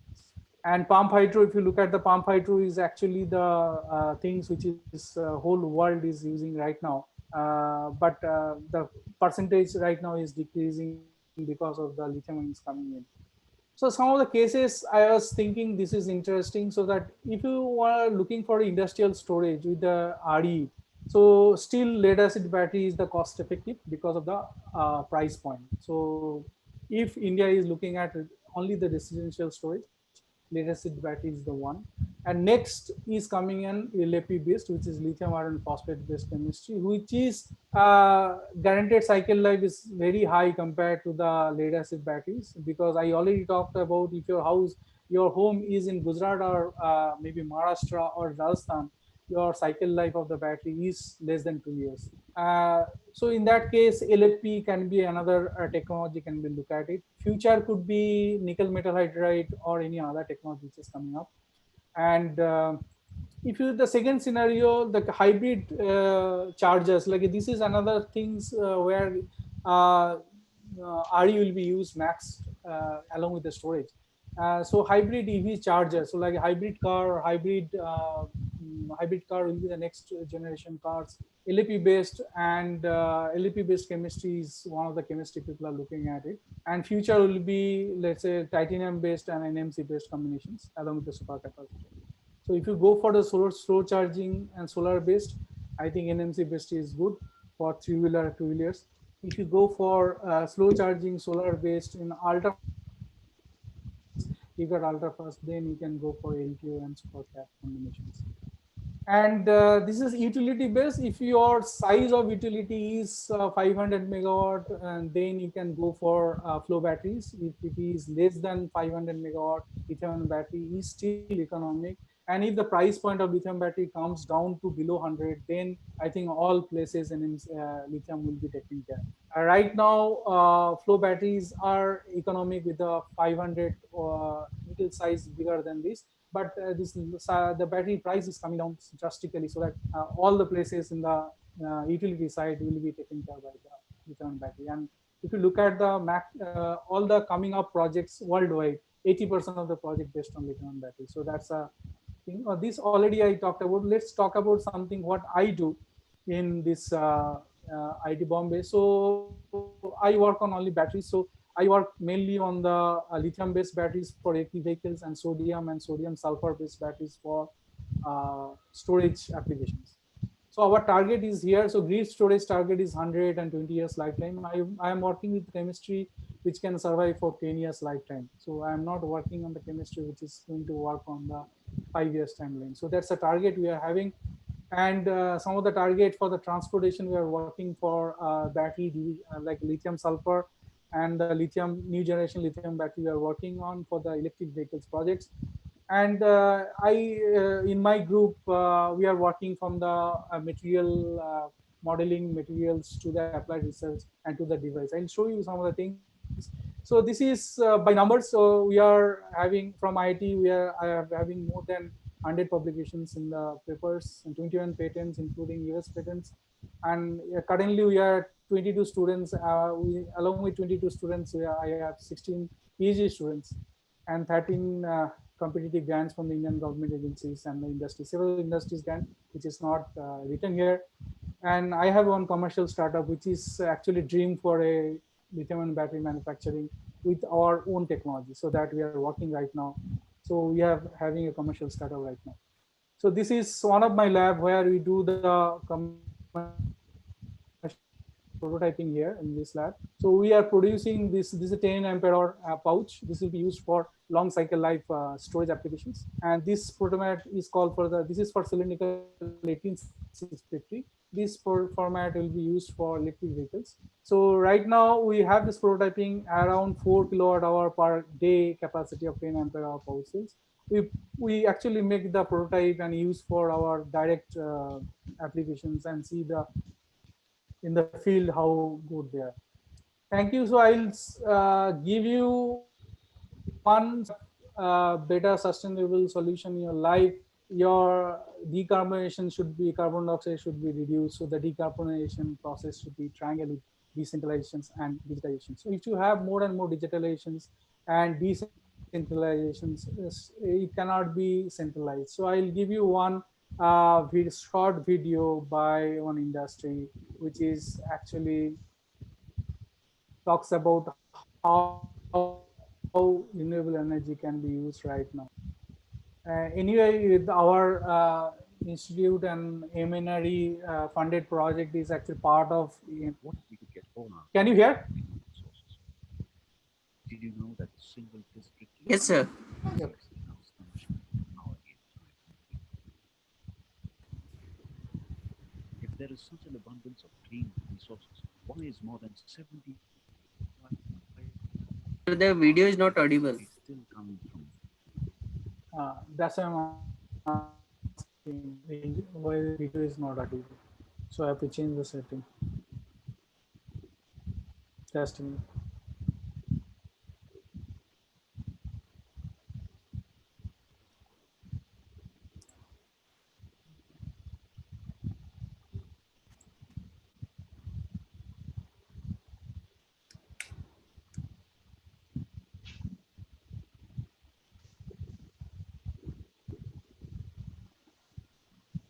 Where I shared.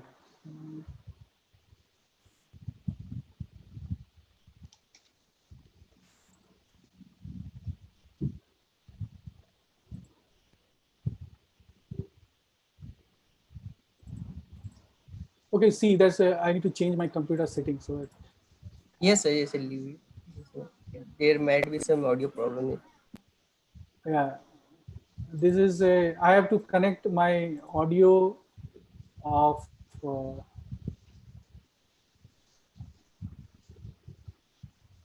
This is available in. I'll give you that link so they can see. What if we could get all our energy from renewable sources?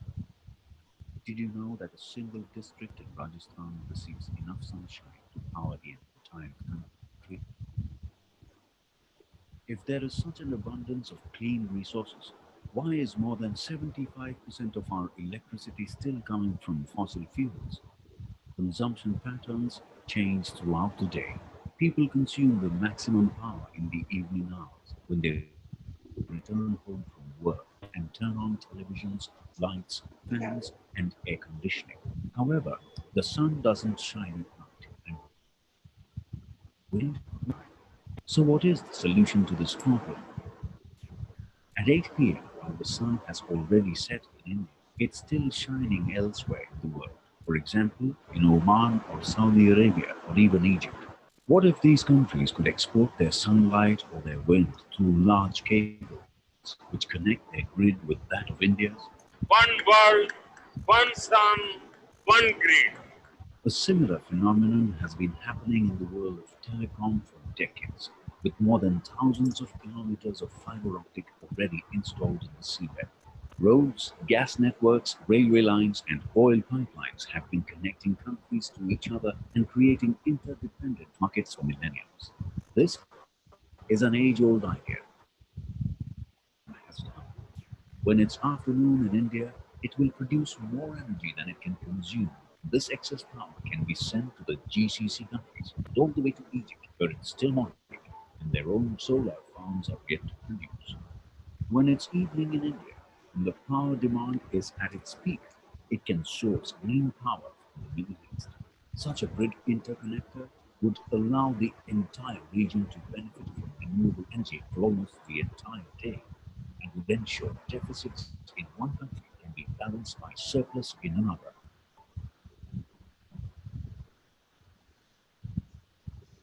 Let's make intercontinental grid a reality. So what he says is that you can actually connect whole world through a line. So when we have a night, the other portion of the world is actually sunshine, so that we can utilize the solar radiation uh, from producer side to the connected by the optical cable and go to the where the darker side of the world. So that way you can actually interconnect each other, each whole countries, whole world, and that's a one perspective Indian actually international solar alliances are trying to work on it. So that's this video is about that. Okay, thank you very much. Thank you, sir, for your detailed speech. So, sir, we have a few questions. Out of them, we will take two or three. So, there is a question from Mr. Uchishman Paria. He's saying that is off-grid renewable power generation feasible solution for rural application? Off grid. Renewable power generation feasible solution for rural application? Yeah, so one thing I think if you take it as a village, like a microgrid you are working or smart grid you are working, I think that should be a solution for the rural India. I feel this is my own feeling, because some of the places where the grid will ever connect. So in that places, this type of solution could be a one of the solution could be for India. Okay, sir. Right. So I'm not getting the whole everything's. Yeah. Can you tell me?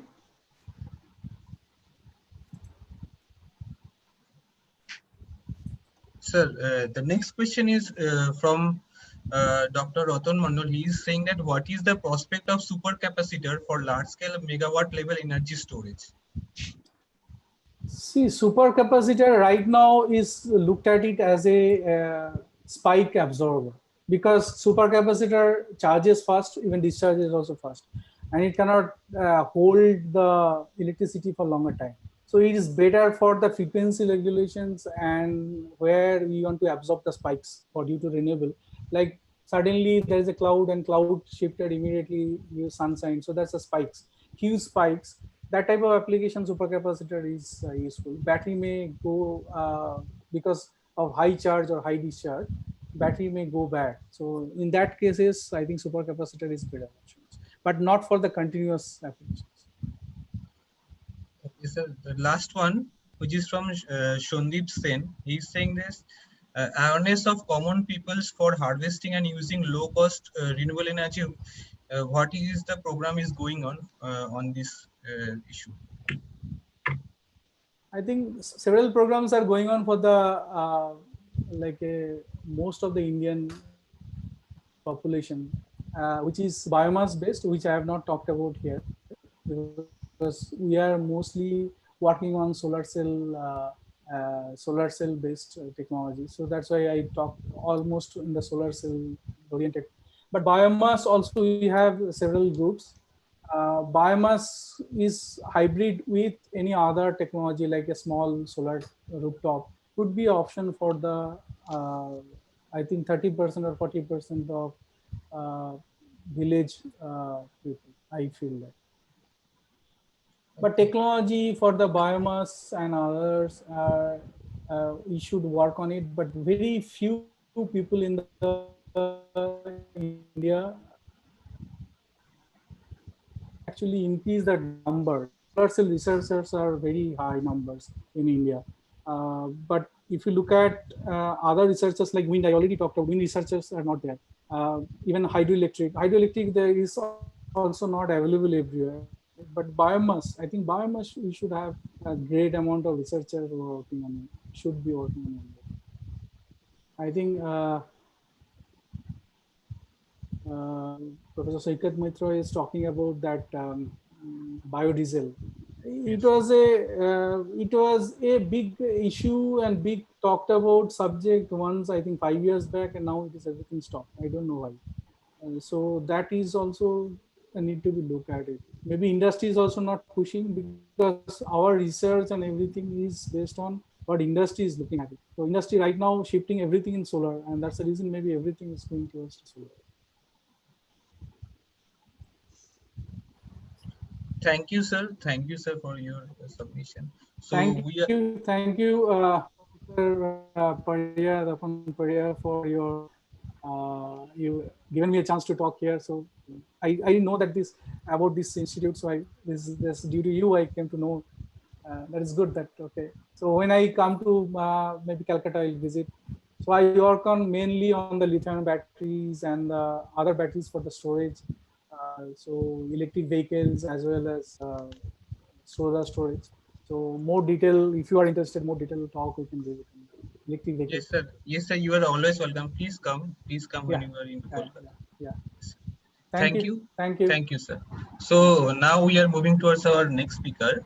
Our next speaker is Dr. Jayanta Mukhopadhyay. So before sir starts, I will give a brief review, a brief biodata of Mr. Dr. Jayanta Mukhopadhyay. So Dr. Jayanta Mukhopadhyay has joined CSR CGCRI Kolkata in 2006 and is presently working as a principal scientist in fuel cell and battery division. He is currently also the associate professor in Academy of Science and Innovative Research.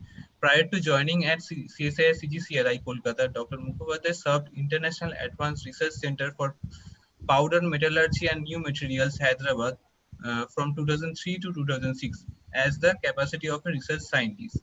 Dr. Mukhopadhyay obtained his BTech Chemical Technology in 2000 and MTech Ceramic Engineering in 2002 from University of Calcutta. He was the recipient of first class first award on both the BTech and MTech from the University of Calcutta and also awarded with national scholarship from Ministry of Human Resource and Development. During his graduation in BSc from the University of Calcutta, Dr. Mukhopadhyay secured All India rank of 52 in engineering science in graduate aptitude test in engineering in 2002. He obtained his PhD in engineering from Jadavpur University in the field of metallurgy and materials engineering. So Dr. Mukhopadhyay is one of the key members of the development of solid oxide fuel cell technology at CSIR CCRI Kolkata, who has demonstrated 1 kilowatt SOFC stack with hydrogen and oxygen air, and also with reformed natural gases and oxygen air successfully for the first time in India. So, sir, over to you. Thank you, sir. So, I first of all, am I audible, Kunal? Yes, sir, you are audible. Thank you, Professor Paria, for inviting me in this. It's my proud privilege to accept your invitation, and also it's my proud privilege to accept the invitation from Professor Saikat Mitra, Vice Chancellor of Makaut University, And it's really to talk to on the renewable energy in this particular forum is a great privilege for me. So as we are discussing on the different aspects of the renewable energy in vis-a-vis India's perspective is concerned, just let me share this. The major issue, as Professor Mitra has already pointed out, that researcher in the researches as the ongoing researches which is being pursued in case of the different academia and also different kinds of R&D organizations are concerned. Compared to that, industrial researchers are far ahead, and we are lagging much behind on that. And we have to really cope up with this system so as to make the available technological things commercially viable in our nation. So thank you very much to give me an opportunity to talk on this. Today, my outline will be the world energy consumption scenario and India's perspective in terms of renewable energy, importance of hydrogen energy and fuel cells, and vis-a-vis electrolyzer cells applications in operations, CGCRI's perspective in hydrogen energy, as Professor Padia has already mentioned, and subsequent fuel cell research. And then I will touch upon the engineering of the particle size and morphology for functional air electrodes by aerosols pyrolysis technique. That is an easy solution to synthesis. And in terms of air electrodes, for its efficacy improvement, the conventional and mixed ionic and electronically conducting oxides, for air electrodes, core shell surmet functional fuel electrodes for the multi-fuel flexibility, and I will conclude thereof. As we know that from the World Energy Summit 2018 that held in Abu Dhabi, that projection of the overall Indian perspective, overall world energy consumption is approximately 600 to 650 quadrillion British thermal unit. That is basically being projected in 2020, and it is basically going to approximately 800 quadrillion BTU, which is projected beyond 2022. So we have to really cater this demand. And as per as India's energy's perspective scenario is concerned, majority, as Professor Mitra has already pointed out, and Professor Moitro, Vice Chancellor of Makaut, has already pointed out that coal thermal energy is basically taking the leading role of maximum 60% of the overall consumption compared to the other fuels like diesel, thermal, and nuclear. Gas thermal is approximately 80%, and as we can see, the renewable requirement is approximately 16%, not requirement, is as on date application in terms of application part is concerned. So in 2017, established wind power is 28,358 megaton as per the source of the Central Electricity Authority of India and as per the World Energy Summit 2018 data. And as we move forward, then we can see the energy resources in India, again, requirement of approximately 59 to 60% based on the coal, but the hydroelectricity, renewable electricity is approximately 12%. Natural gas is consuming the range of 9 to 10%, and nuclear is not exactly the renewable power. It is a non-conventional energy power, is one of the segments of the non-conventional energy source. And oil is also taking this 1%. And as I move on further, the renewable energy by installed capacity in India, the wind power is the most resourceable, the resourced, exploitable power sector for our nation, that approximately takes approximately 21,000 megawatt in 2019-20 data. And solar power, as Professor Mitra is already pointing out, this is Professor Jawaharlal Nehru National Energy Mission Program. The SPV solar photovoltaics is taking up, and small hydropower is the next one, then the biomass, then the bagasse, and waste to power is 99.08 megawatt. Now, as I have told that the non-conventional energy, basically renewable, falls under the category of the non-conventional energy. And another sector is the renewable, the nuclear power. Nuclear power is though believed to be an unconventional energy, but truly it doesn't fall under the category of the renewable power. So as we are now talking about the major renewable sources available in India, we know the hydro, wind, solar, geothermal energy, biomass energy, and hydrogen energy are the major players, major energy sectors that India is looking for. And these are the major renewable sectors where the India is investing the money. And as Professor Paria has pointed out in his introductory talk, that hydrogen energy is gradually taking up for the next future gen applications in combinations with the battery systems, as Professor Mitro has already pointed out. Now, this is an era to bridge to a sustainable future. As we know, the fossil fuel economy is gradually transforming to the hydrogen economy. And we can see the carbon sequestration, fuel cell applications, and the gasification, particularly IGCC engines. These in totality, in combination, these are the platform for the future applications of the hydrogen economy. And Indian government has put forwarding enough stress on that. But I really try to acknowledge or agree with Professor Mitro's point of view that sustainable amount of industrial research has to be pursued in a form of a consortium scenario for really taking this coal energy economy to transform to the hydrogen economy gradually. So as we can see, the hydrogen energy and hydrogen as a fuel, what is the beauty of this is this. High heating value is approximately 286 kilojoule per mole, and low heating value is approximately 242 kilojoule per mole. But the problem to use the hydrogen is that it can give a beautiful flame out of this hydrogen fuel, but it has the lowest energy density compared to the methane is concerned and the gasoline is concerned. Gasoline is approximately having approximately 3,000 times energy density than that of the hydrogen. So there is no point of burning the hydrogen as a fuel compared to that of the methane, because it has the loss of energy as compared to its conversional efficiency as terms of burning concept is done. So the concept of the fuel cell is coming in a big way, and I would like to share some of our activities in front of this great audience. And in order to really convert the hydrogen energy through the fuel cell, I have cited one example of the solid oxide fuel cell here, where the hydrogen, methane, carbon monoxide, multi-fuel, even the biogas can be fed inside the fuel electrodes. And as you can see, the either steam, if the hydrogen is being fed, the steam will be the output. If the carbon monoxide or the methane is being fed, or the natural gas in the form of the methane, bottled methane gas or the natural gas can be fed, then ultimately either syngas will be produced or the carbon dioxide will be produced from the fuel output.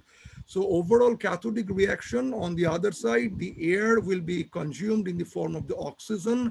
It will react with the hydrogen to give the overall free energy change of 237 kilojoule per mole for hydrogen fed fuel cell. But if we go for the methane fed fuel cell, as we are also working at CGCRI, that methane reacts with the steam. It is basically SMR, famous steam methane reform reaction. And it is typically endothermic reaction to take out the heat from the stack or the cell. It is endothermicity is approximately 236 kilojoule per mole, and subsequent followed by the water gas shift reaction at anode that finally forms the carbon dioxide, as you can see as the output of the fuel electrode. It's exothermic though compared to that of the SMR. So application-wise, solid oxide fuel cell can really can give you a hot box systems. You can have a remote access powering to the portable devices. It's approximately to the range of 1 kilowatt plug-in hybrid vehicles, up to 10 kilowatts, that powering the commercial units, the shopping malls, and powering the residential complexes. That is the most important thing, is this, that it gives in the range of 10 to 100 kilowatt. But As you know, that the Bloom Energy is one of the key players that they have already tied up with the Gas Authority India Limited in India, and they have set up the plant in Noida. And we are also trying to have a consortium kind of project with different kind of industries like IOCL, H2E Power. We are trying to make a number of kilowatt stacks, but a module of 1 to 2 kilowatt. That is the most requirement in terms of Indian perspective.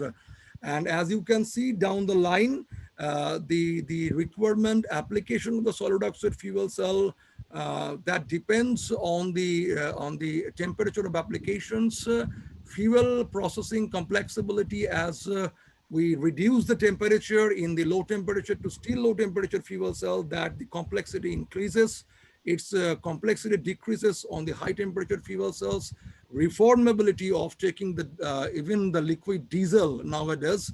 That's why I have written a word, that well to wheel concept. That is the recent publication has come in 2019 December from the Maryland University, that whether we can really directly use the liquid gasoline and liquid diesel from the well to wheel, means especially for the transportation sector, and that needs some way low temperature to mid of intermediate temperature range of fuel cell applications, because of the reforming capacity. And you can see the external and internal co-combining efficiency in terms of reformability can be made if we operate in this temperature regime.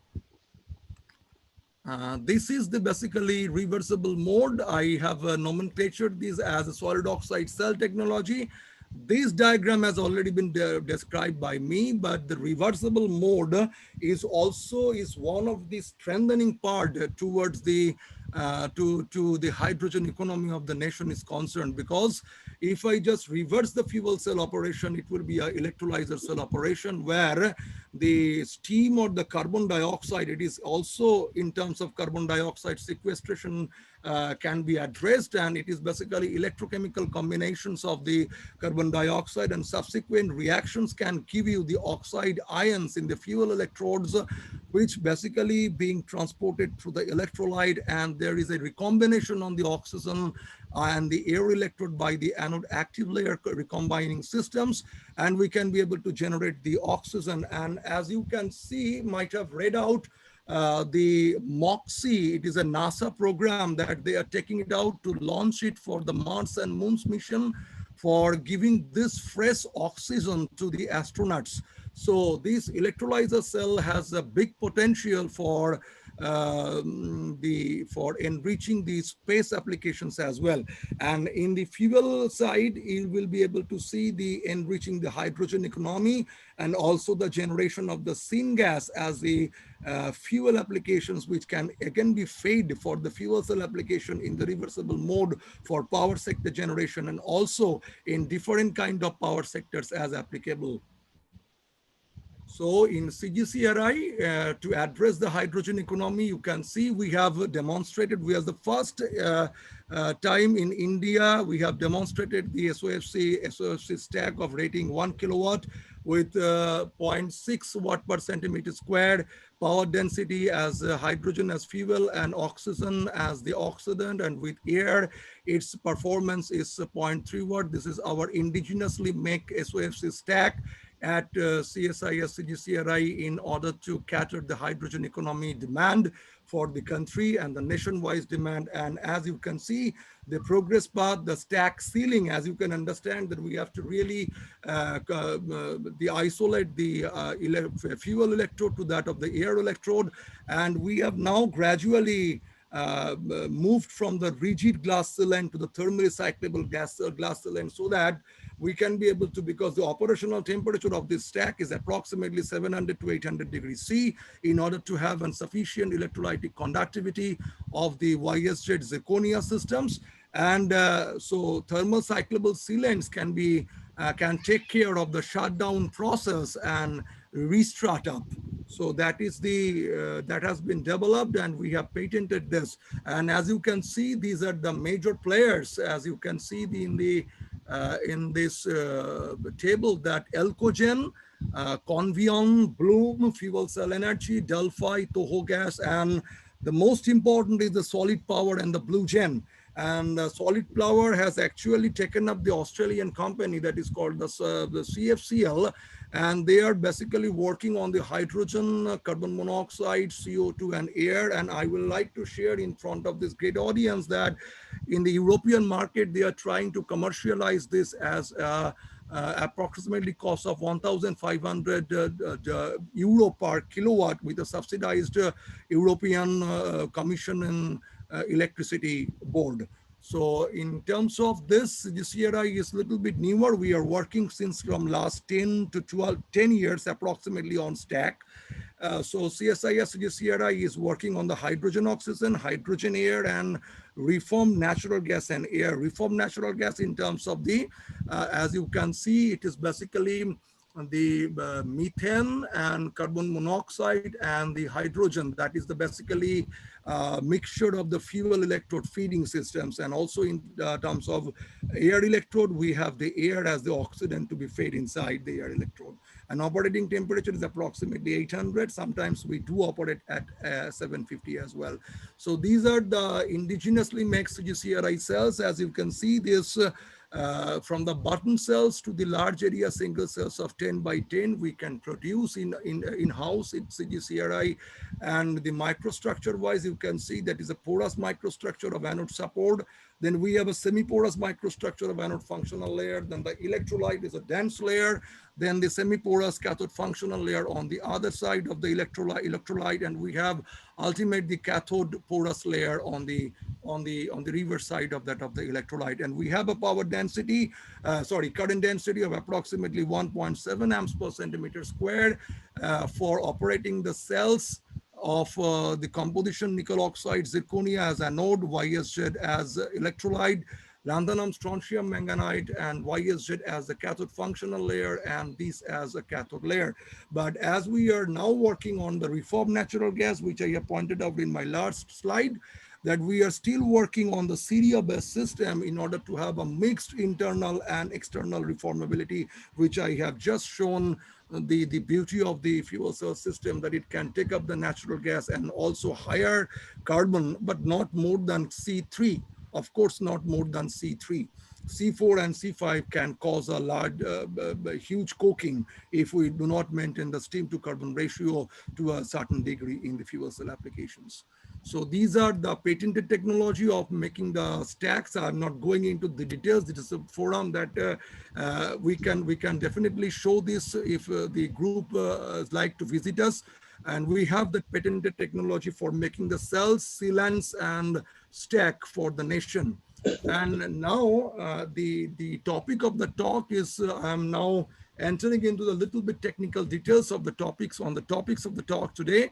That role of the functionality in the fuel cell configuration. As you can see on the left-hand side, there are basically two interfaces are there. One is the cathode and electrolyte and anode and electrolyte interface from the stack. And as it goes to the zooming mode, then we can have the electrode on the air side as well as on the electrodes on the fuel side, and which can further be resumed as the cathode side reaction and the anode side reaction. We might have come across the technical term that is a triple phase boundary reaction. That is basically one is the ionic phase, one is the electronic phase, and one is the pore phase or the air or the fuel phase, which basically actually governs the overall reactivity of the cells and overall reaction kinetics for the startup of the fuel cells. So we have to have real functionality in the overall system so as to really have a better fuel cell performance. I need to go to this slide that conventional air electrodes in the air side basically absorbs the oxygen and it goes to the surface path absorption and subsequent reduction in the form of the oxide ion in the electrolyte medium and subsequent transportation either by the electrode surface path or the electrolyte surface path. But if you just go to the different modes of the mixed ionic and electronic conducting systems, then the bulk path mechanism does follow. And you can see the direct adsorption of the oxygen to the oxide ion, and it can really take up the oxide through the cathode or the air electrode, I must say, and then it can be able to transport, because that is the extendable triple phase boundary rather than the confinement in the functional layer. I will describe this in details.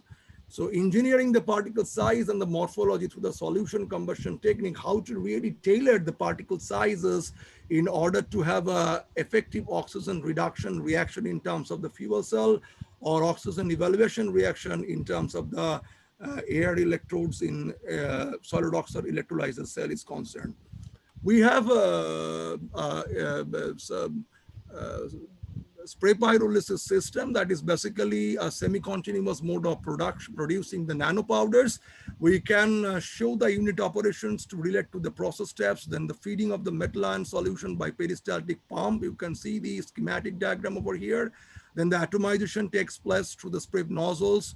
Then all these mechanisms, they do take place actually in the pyrolyzing chamber: evaporation, diffusion, drying, precipitation, reaction, and subsequently the surrounding gas atmosphere releasing, and subsequent pyrolysis in the pyrolyzing chamber, and finally separation in the cyclone separator. I will go in the next slide. This is the GCRI setup where we can really tailor the particulate size and morphology to be used in the screen printed form. And not details in much for this audience, but this is the setup for making a kg level production in a pilot scale facility at CGCRI. We have also the gravity feeding system here. And the basic technology, if we go further, is thus the atomization takes place in the form of through the spray nozzles.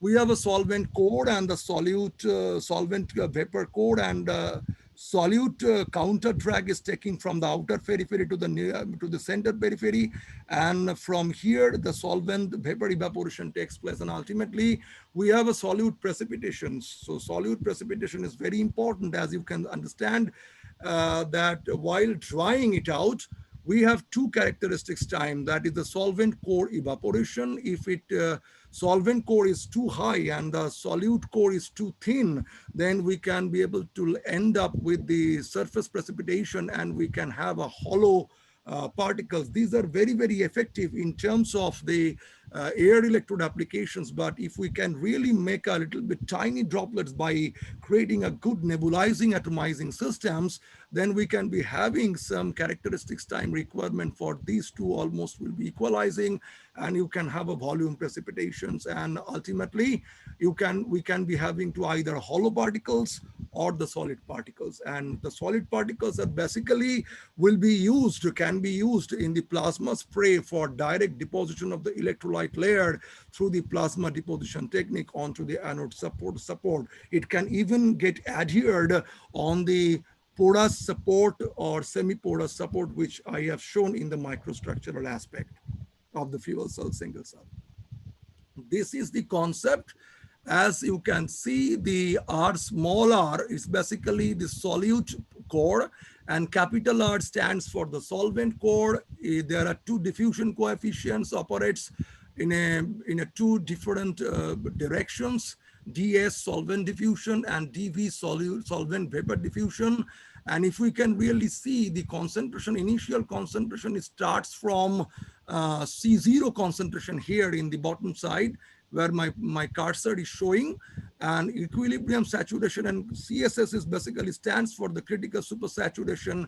And as this pyrolysis takes place, then the solute concentration inside that particular droplet increases. But if we can start from this and end up this, you will be having this I should say the hollow particle based on the surface precipitation is constant. But if we can really push up the initial concentration at by R0, that means in the center point here, then we can start up from little bit higher concentration as that of the above of equilibrium saturation, and we can be able to get the effective volume precipitation, and we can be able to have a dense and solid particles. I will show you. this is basically being governed by the nucleation and growth phenomena, and the homogeneous homomolecular phenomena is basically we are talking at this point of time, but there are functional materials which can be synthesized by the homogeneous heteromolecular mechanisms as well. So what we did is actually we used the nanopowders with lower concentration of the feedstock and used as a seeding materials. And this homogeneous homomolecular nucleation and subsequent growth of the multi-component oxides, they take place in situ during the pyrolysis within the reactor. How they do take place? This is a mathematical model. I will like to refer you, if you go this paper, you will get the detailed mathematical modeling. Actually, this is basically combination and recombination phenomena of how the clusters of the individual nuclei take takes form, formation takes into this reactivity. So predicted through the mathematical modeling that this up to this yellow line is actually the formation of the delta G change of free energy with the cluster diameter. And if I go to the maximum, we can be able to see up to this level. This is basically the equilibrium, dynamic equilibrium phenomena. And then the subsequent growth takes by acquiring the different nanoparticles embedded within. And this kind of architectured particles can be formed during the solution synthesis process if we can really tailor and can have the efficacy of using these as different kind of electrodes which can increase the efficiency of the fuel cell and stack. So you can see these are the fragmented shell particle morphology which can be synthesized without any control from the solution rate. And if we can increase the seeding, then we can end up with this kind of particles. It is not actually the true encapsulation, I should say. It is basically an embedding of the primary nanoparticles in a cluster. You can see there are inside too many nanoparticles are embedded, and we have actually granulated this in situ during the pyrolysis process. And this as such can be utilized as an air electrode. As you can see in the impedance spectroscopy is one of the measuring technique is can be able to measure the effective electrode polarization loss in terms of the overall ohmic polarization loss as well as the overall interfacial polarization loss. As we can see that it can come down to 190 milliohm cm square compared to the other because of the beautiful morphological engineering or tailoring of the morphology of the particles when it used in the screen printed air electrode in the fuel cell applications on the air side. And this is how the performance is augmented without any kind of tailoring the particulate size. We can generate the approximately 1.7 I have shown in my previous slides. It can go to 1.7 to 2 amps per cm squared. But with this tailoring, you can see the overall efficiency can go to 3.2 to 3.5 amps per cm square. Of course, these are the data for the coin cells, not in the stack. And as you can see, the clear differences of the morphological aspect, this is actually the CCCL. I will describe this. It is basically cathode current collection layer.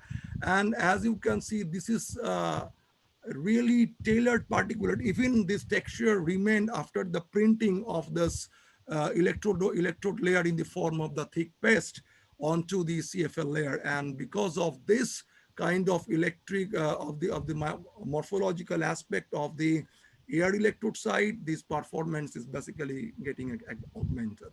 And it is also applicable for the lanthanum, strontium, cobalt, iron based system, as we are talking about that MIEC air electrode for the next gen fuel cell applications. We are working on this. And from the nanoparticles, you can see the how the lattice fringes we can determine 104 stands for the rhombohedral lanthanum ferrite system.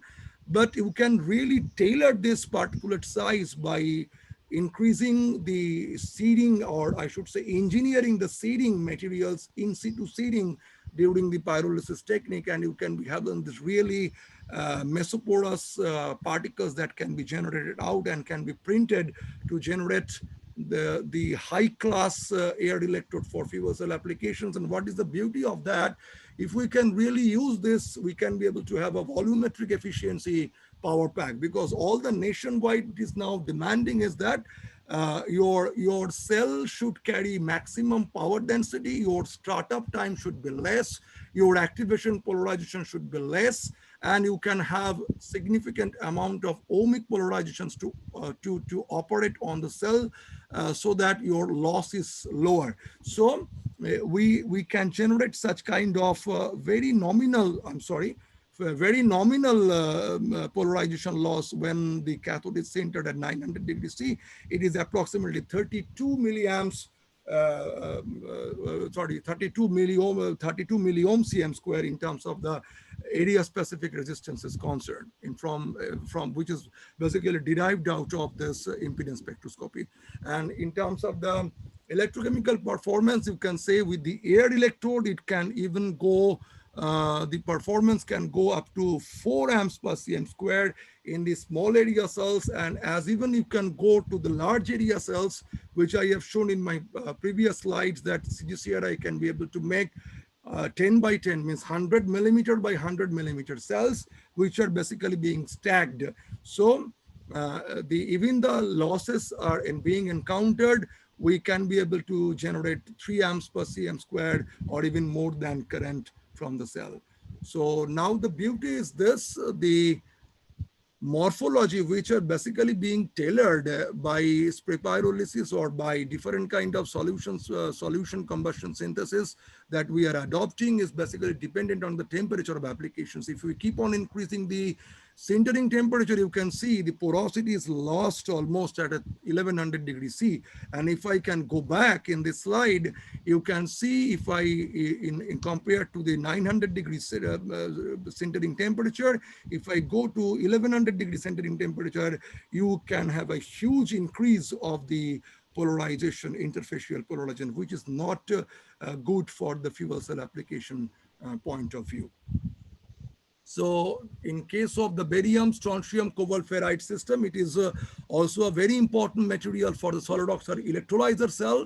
It is also forms in the nanometric scale, but it can be tailored by spray pyrolysis, by effective seeding. And the beauty is this, you can show, you can be able to see that if I use the Hallenda process of measuring the surface area, we can be able to measure the mesoporous by gas adsorption technique, and you can see that there is a hysteresis loop. I'm not sure whether it is visible. I think it is visible, but it is inset, given in inset, and we have a multimodal pore size distribution, and we have a retention on the adsorption and the desorption isotherm. So we have the mesoporosity, which can really increase the triple phase boundary density. And as you can see that from the BSCF, we have different compositions. I'm not going into the details, but we are working on the linear sweep voltammetry as well as the cyclic voltammetry. My students are working on this for fuel cell application as well as the electrolyzer cell applications. As you can see, we are deriving the exchange current density based on the Butler-Volmer, based on the impedance spectroscopy, as well as in terms of the voltammetric measurements. And you can see the almost 350 milliamp cm square per cm square can be exchange current density can be generated from this impedance spectroscopy as well as from this voltammetric measurement. So this is basically the Tafels equations. As we all know, it is a basically derivation from the well-known Butler-Volmer, and that is the prime governing parameter for the startup of any fuel cell stack for application point. So this is the actual application side. As I've told, these are the microstructures of the porous, then semi-porous, then dense electrolyte. These are the CGO-based interlayer. These are the different compared to that of the lanthanum manganite-based cathode, because in case of lanthanum ferrite, lanthanum cobaltite, or barium ferrite, barium cobaltite system, they do interact with the YSZ unless and until the Syria electrolyte is given. So these are the performance you can see with the use of the barium, strontium, cobalt iron systems, we can generate up to 2 amps per centimeter square current density. Now the functionality, I will skip this and I will go to that slide rather. You can see the microstructural aspect. This is basically the anode, and the red line actually basically shows the loss of strontium doped lattice. I must say, I just give you 1 minute time. I doped the lanthanum side by the strontium, which is basically a divalent cation, and because of this, we can generate strontium La minus lattice, and that is the basic degradation mechanism for the lanthanum strontium cobalt iron or barium strontium cobalt iron systems, because these are not stable. So what is our approach to stable the stack and the cell is this: we can add on the Syria. Syria, you can see the CGO stands for the gadolinium doped Syria. Cobalt is basically co-doped, is basically cobalt co-doped system, and L20C80 is basically Syria 80%, and the LSCF is 20%. Gradually, we keep on increasing the lanthanum, strontium, cobalt side on the top of the electrode side. So what is the basic phenomena is this? Even there is a loss of SR minus. This is a basically lattice diffusion. Lattice diffusion takes place from the upper periphery to the electrolyte, and Syria, I must say, is the best electrolyte for absorbing this SR minus lattice, and that SR minus lattice can easily be solid.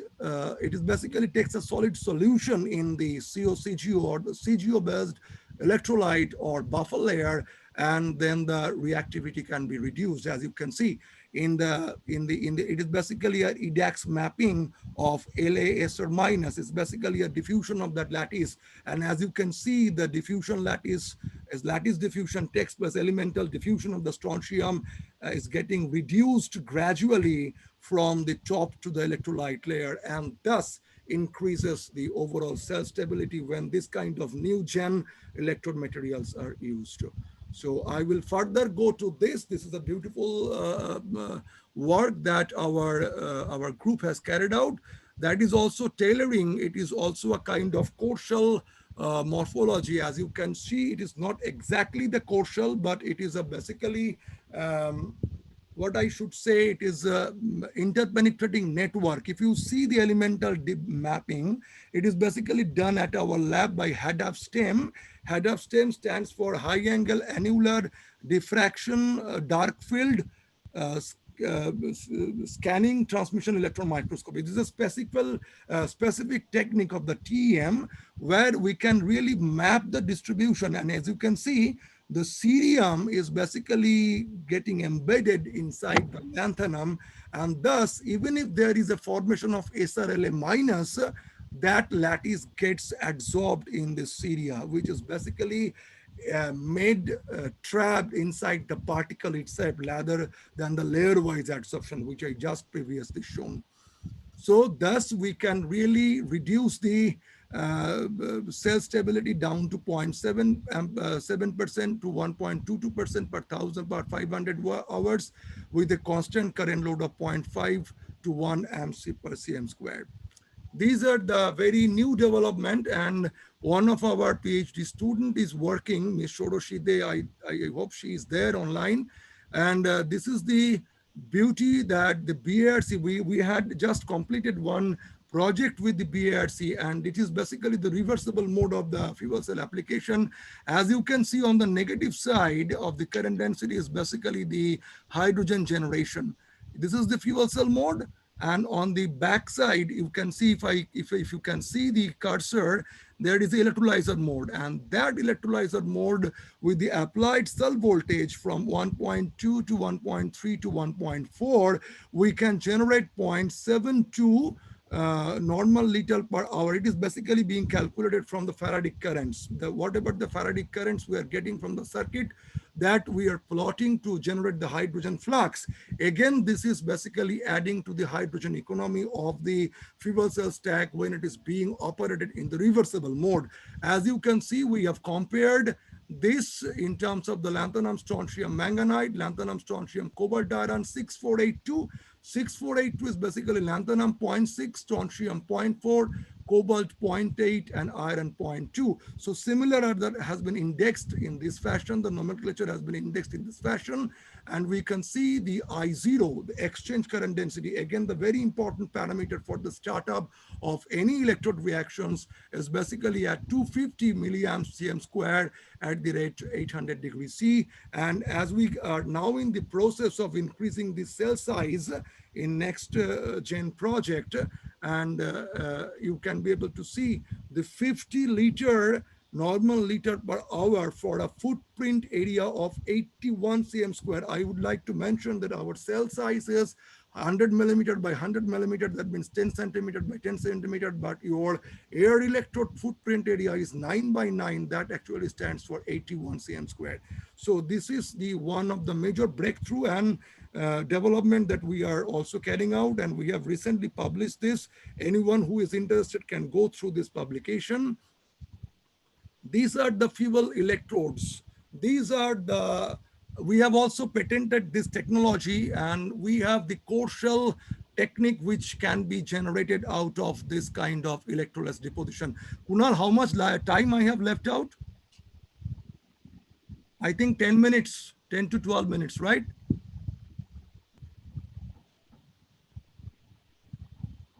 Hello?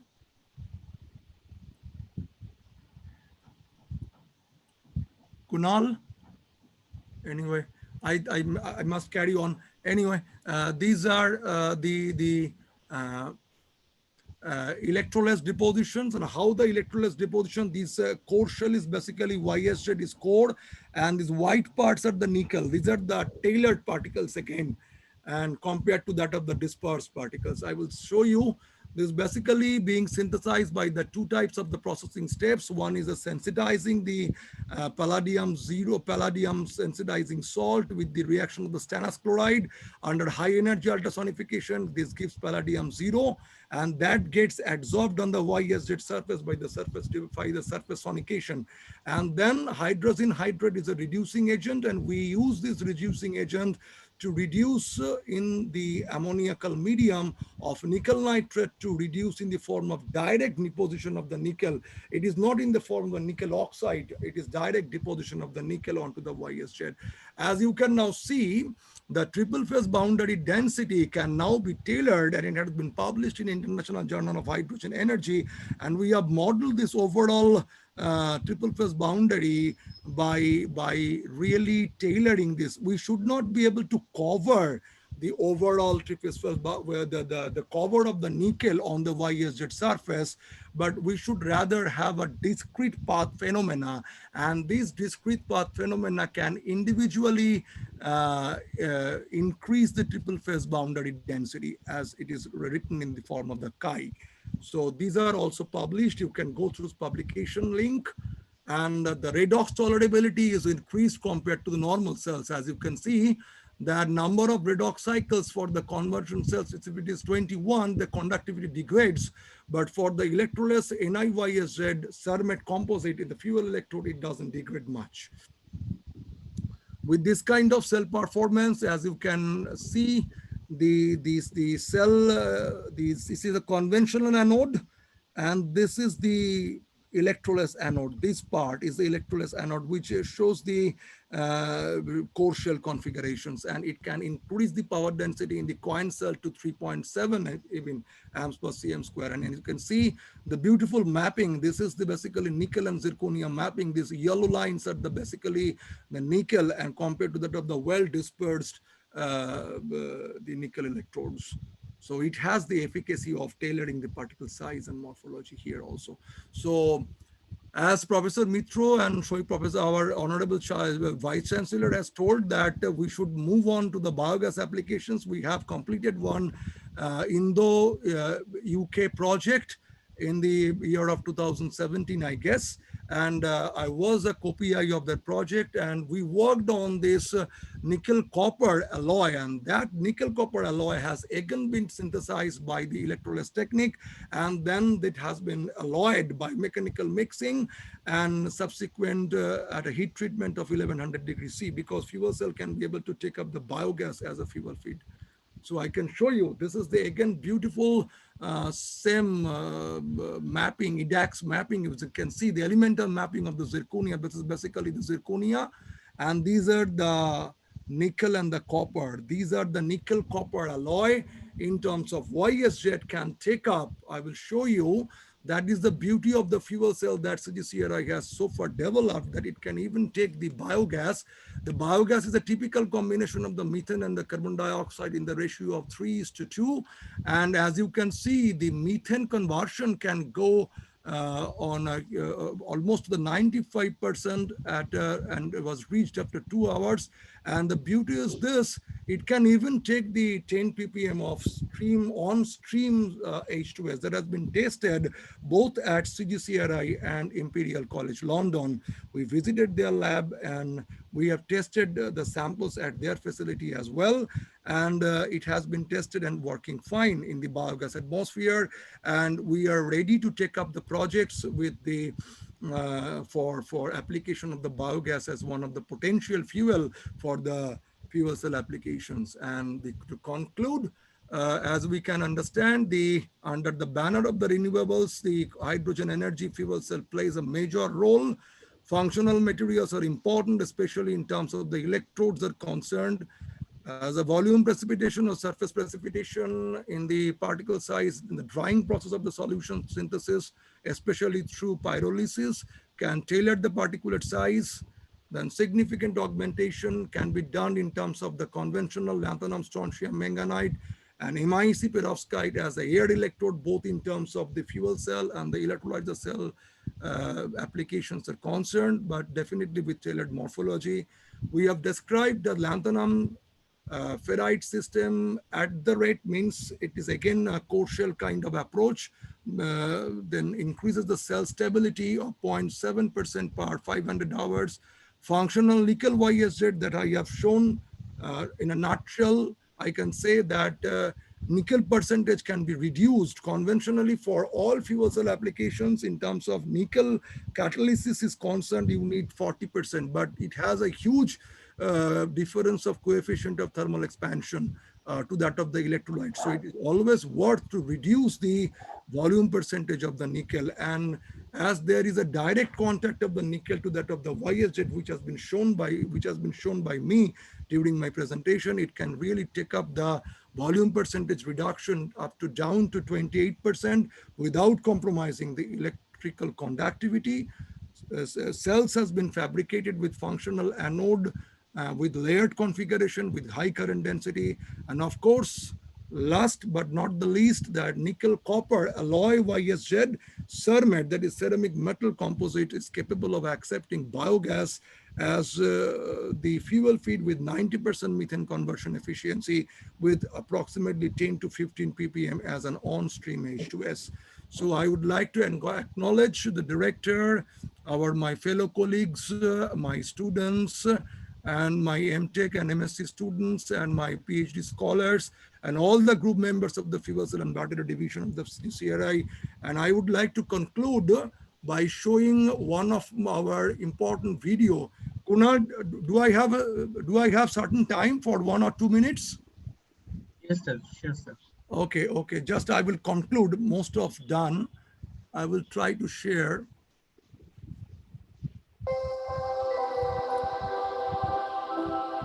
Sir, it is not showing. I know that I have not shared it. I have not shared it.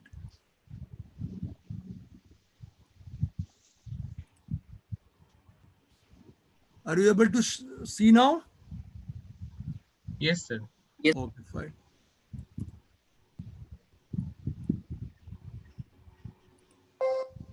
That is the actually demonstration of 500 watt class SOFC stack using hydrogen and air. These are the inbuilt metallic I must say, these are the inbuilt glass cylinders that are made for by these black portion are the 10 by 10 area cells, which are indigenously developed by CGCRI. And we stack those things, and these are the cathode side seal applications, and with the specifically contour that has been developed here. And as you can see, these let us move this again, the cathode side seal. These are the all manual operations, a 20 cell stack. These are the manual operations we did in 2013.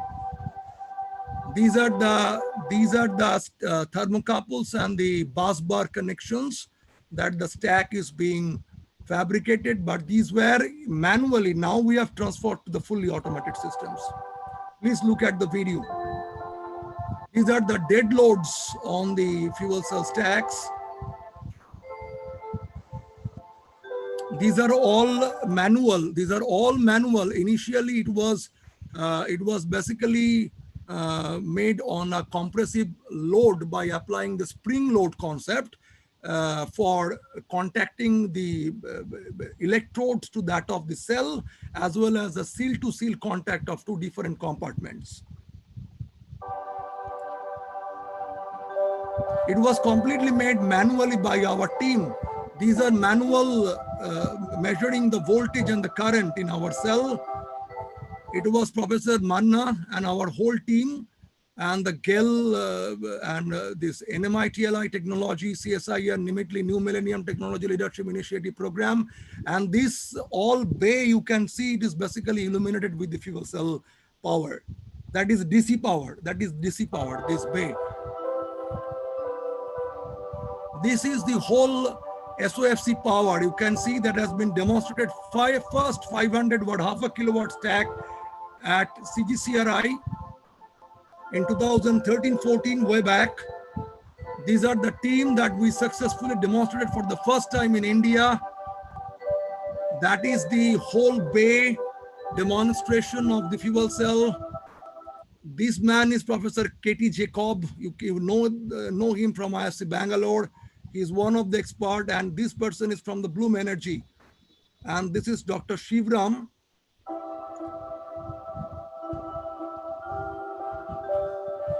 This is famous Professor M.M. Sharma. Professor M.M. Sharma. This is famous M.M. Sharma. This is actually the demonstration is going on during the visit of the expert team.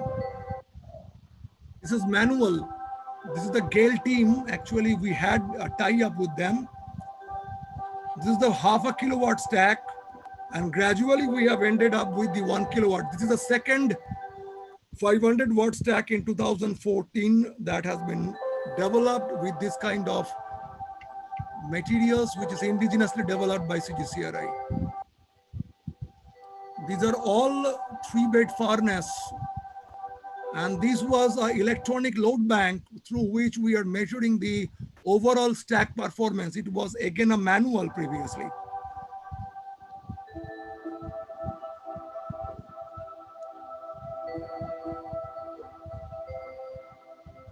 These are all manual taking up the electron. You can see basically this is the demonstration of CGCRI make fuel cell stack.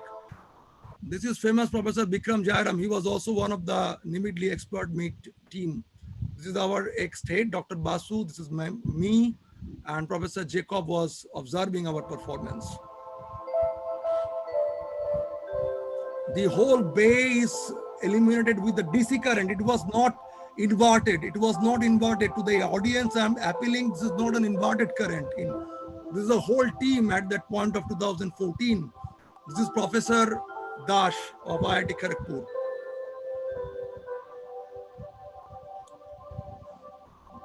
These are the visitors of different visitors. Professor Dipankar Chakraborty, Dr. H.S. Maiti was observing our, it was run approximately for 3 months, not 2.5 months. It was the third stack in 2014, again in the March we made.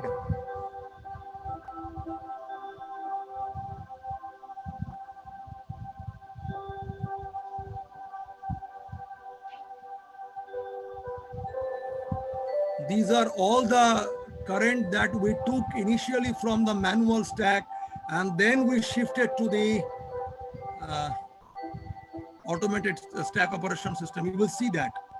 You will see that.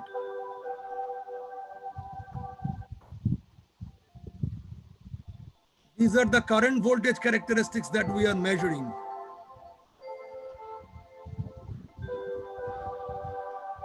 These are the team for 2014. You can see the time. Now this is the test station. You see that is the state of the art in India. Test station of SOFC has been built first time at our lab. You can see this. This has been custom made, designed. You can see our stack is now inside. This is the pneumatic load. And it is a drawing of the current IV characteristics. And you can see the Professor Uday Pal from Boston University. This is from NRC Canada, Dr. Dave Ghosh. And now you can see the performance of almost 70 ampere. That is the beauty of the SOFC, that we have drawn a 70 ampere current and not even it has gone to the active concentration loss. That is the beauty if we can really make the stack operable with, this is a 500-watt stack again loaded inside the furnace. These are the CVM channels, CVM cables and the thermocouples.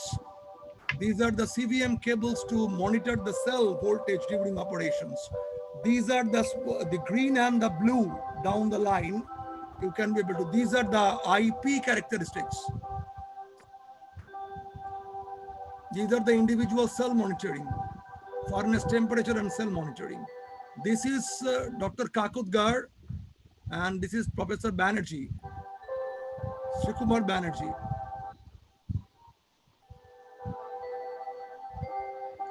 This is our team. This is our director, existing director.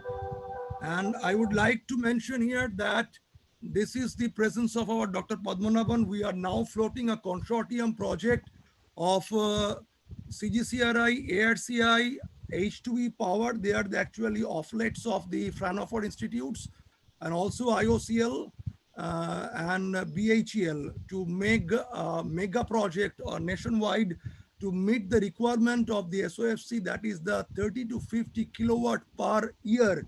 I must mention 30 to 50 kilowatt per year, and that is, as Professor Mitro has told, that is to really cater the rural need of India, and also in terms of the spin-offs as metal supported SOFC for transportation sector, as well as the spin-off of SOEC, solid oxide electrolyzer cell, for the hydrogen generation for the next gen project. I think I have mostly concluded, and I can now stop this. And thank you very much for your kind patience. Thank you, sir, for your nice and detailed presentation. Sir, we have two questions Sure. from Dr. Madhumita Das Sarkar. She is saying, which property of solid oxide is responsible in choosing it as in fuel cell? Which property of? I didn't get it properly. Can Which property of solid oxide Hmm. is responsible in choosing it as fuel in fuel cell? Okay. That is a very good question. That is a very, very important question. As a solid oxide is basically, you can really take into the consideration the electrical conductivity is one of the prime aspect that we are working on the yttria stabilized zirconia. You can always use this candia stabilized zirconia. But the thing is this, the ion, it should be ionically conducting. It should not be having any kind of electronic conducting. But now the MIC electronic conductivity materials are coming up like Syria and Syria YSZ composites and SSZ, that is Candia stabilized zirconia and Syria composite materials. But we have to really think that operational temperature should be in the regime of ionic conductivity. So your ionic conductivity, operational temperature, and the stability of the cubic phase or the ion conducting phase. It may not be the cubic all the time. it may be of different kind of structures if in case of protonic conductivities may be concerned in different cases. But these are the primary, the ionic conductivity. The ionic conductivity primarily operational temperature for optimizing that ionic conductivity, also the overall conductivity and the stability of the phase material which actually governs the ionic conductivity. These are the properties that we should look into, Okay, sir. primary properties. And another question is, Huh. what are the different mathematical tools or physical model tools are used to model the Excellent question. Excellent. well, Who asked these questions, Kunal? same person, It's Dr. very Madhumita Das Sharma. from where she is. Can you just able to know She them? is from she is HOD from BLSI and Microelectronics Department of That is Makaut. very nice. That is very nice. Actually, can you just repeat the question, Kunal? I would like to reply this. Yes, sir. Yes, sir. Which mathematical tools or Uh, physical model right, tools are right, used right, for right, modeling right, fuels? right. It's a very good questions. I'm not going into the details because of a shortage of time, but the main is the computational fluid dynamics. That is a CFD modeling. We have a CFD modeling team working with us from IIT Kharagpur, Professor Prashanto Kumar Das and his team. And what I have shown you, the overall solid modeling. Can I go and show my slide? Just for a minute, if I can share my screen, let me check it out. Yes, I can be able to share my screen. I can go to one of my slide to give our answer very effectively, I think. Uh, Let me check it out. I think I have that. This one, can we be able to see this now? Yes, sir. Yes, sir. So these are the mathematical modeling based solid model we did based on the actually we have a loop in loop distribution of the fuel and the air that is basically called the segmented serpentine loop, and we have a patent on that for the indigenous development of the, because what I should mention is this SOFC is a completely well guarded technology. You can get the black box from the outside, but you won't get the technology from any abroad. So you have to have a technology on our own. So that is the need. We made our technology available for cell making, for seal making, as well for the stack making. And computational fluid dynamics is basically one of the effective tool for designing these stack bipolar. But for your molecular level dynamics, I can tell you, we are working on the differential density functional theory recently for understanding the perovskite structural model, and another is the molecular dynamics. That molecular dynamics is one of the major software-based mathematical modeling thing that we can really think of for the diffusion and effective polarization or IV characteristics measuring tool. So these three we can be able to: CFD, computational fluid dynamics, density functional theory mechanism, that these two we are working on. But molecular dynamics, though we are not working on at present, but it will be a nice tool to really understand the electrode mechanisms and subsequently IV characteristics. Okay, sir. Thank you very much. Uh, Thank you. now Thank you all. Thank you all. Thank you, sir. Now we are moving towards the end of the webinar. Now in the valedictory session, I would like to request the senior most panel member of this webinar, our very own respected Professor Vibhutibhushan Paria, sir, to deliver his speech. Sir, over to you. Professor Dr. Soikat Moitra, Honorable Vice Chancellor, Maulana Abul Kalam Azad University of Technology, Professor Dr. Sagar Mitra, Sir, Department kindly of, some loud. Some sir, your voice is not audible, sir. not audible, Now it not, is fine, sir. Now it is fine, sir. Sir, little bit louder, sir.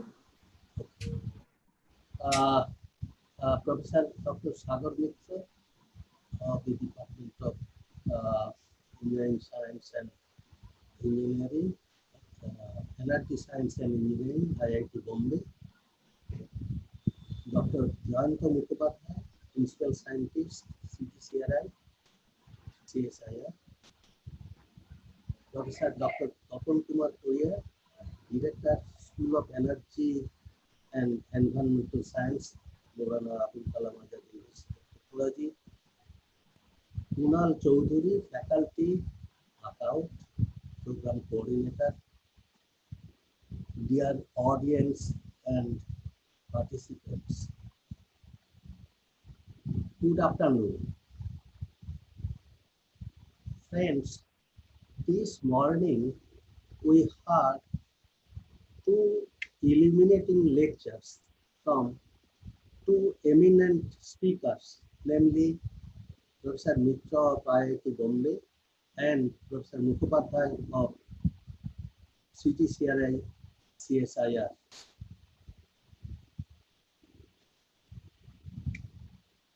And energy generation, utilization, and storage are the key indices of the development of the country.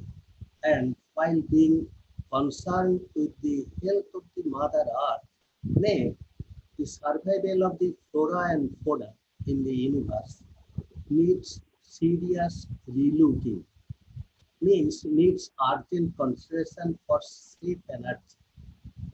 Among such sources, the ones which have made a good progress are wind power, SHP,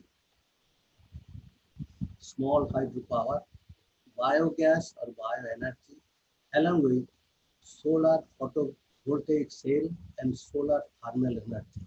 Even solar photovoltaic cell is able to generate 35 megawatt per square kilometer of land. Others contribution, including geothermal, tidal, wave, etc., need to prove themselves to be commercially of very importance or of marquee use. We are entering into the realm of fourth industrial revolution, which will be based on cyber science and engineering and artificial intelligence. But the driver is still the driving force of the second industrial revolution, that is the electrical energy. To come to summarize the session, I should first look to Professor Tapan Kumar Koira, who is the organizer of this uh, webinar, took the leading role, planned the program, did everything, made contact with the speakers, and this morning provided a lot of useful statistics and the background of this webinar. The Honorable Vice Chancellor provided in short a glimpse of non-conventional energy generation in the country, or rather in the world, and the present practice and futuristic approach of harvesting non-conventional energy. I am very much fascinated to hear from him about future energy from solar radiation, from oceanic turbulence, from algal biofuel, and even from body heat as or as Sweden, or frictional forces from tires.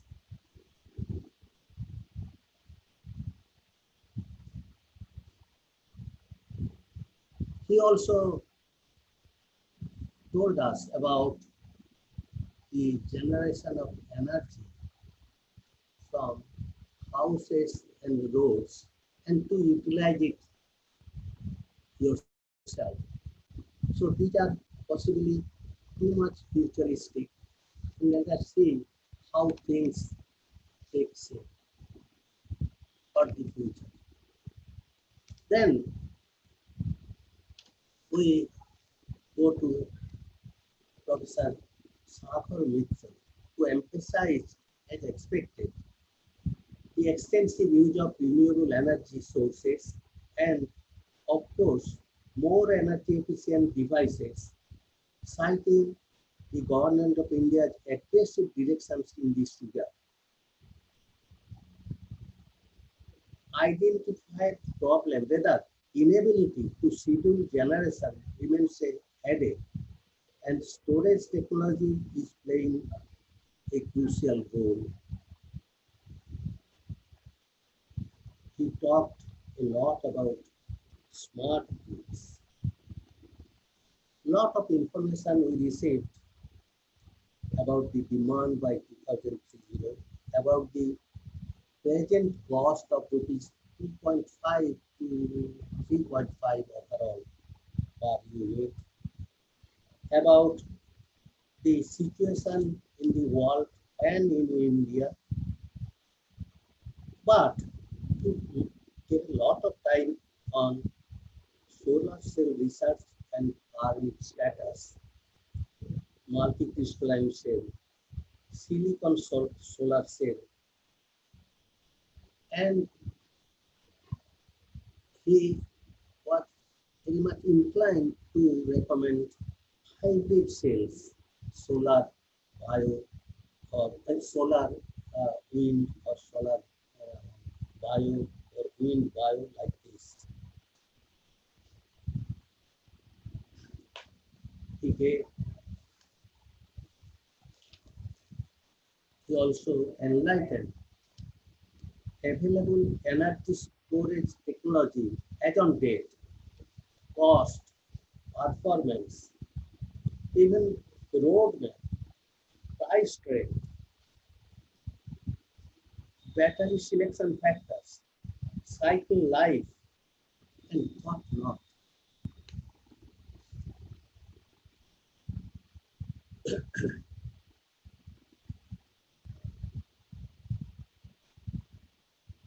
He also focused on interconnecting the countries of the universe for getting solar uh, uh, radiation, means sharing solar energy. He also built on new generation of lithium batteries.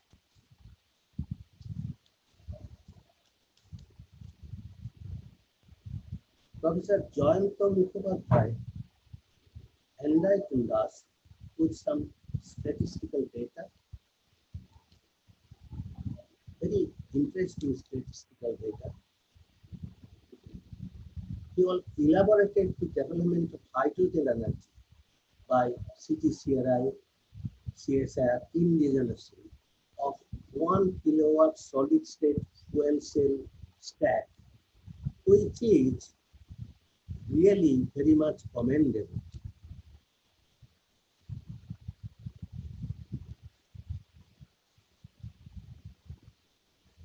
The use of bottled natural gas, methane, in this cell is also interesting. He also reported that CTCRA has initiated hydrogen generation from steam water electrolysis in solid oxide electrolyzer cell using peroxide oxides like lanthanum magnetite and mixed ionic and electrochemical conducting oxides, forming a consortium of commercial exploitation.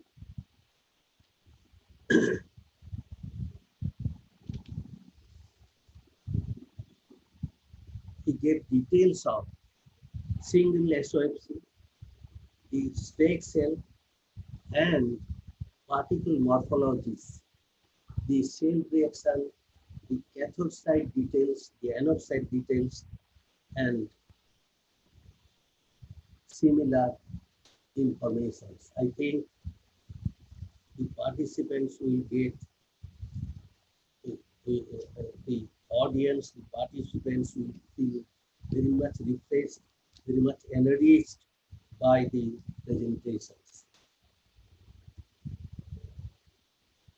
Before I conclude, I have a few observations. Number one is that as Dr. Boyer has organized a seminar on the renewable energy advancement, I should request him to organize a webinar on waste disposal from solar and solar PV cells or from such other non-conventional energy treatments. Because in order to reduce the average temperature of Earth or reduce the carbon footprints in the environment, we are inviting another demon in its place. So that should not happen. Therefore, ways and means of uh, disposal of lead, lithium, methanol, and all these things is being thought about. I would also request Dr. Boiler and Guna to give a thought of or meet a learning community on the subject as suggested by the Honorable Vice Chancellor. As an old person, I had a fond hope and a request to the learned speakers and the audience. Can we have a, a solar module to be used as, say, chargers for mobile instead of electrical chargers from normal household electricity.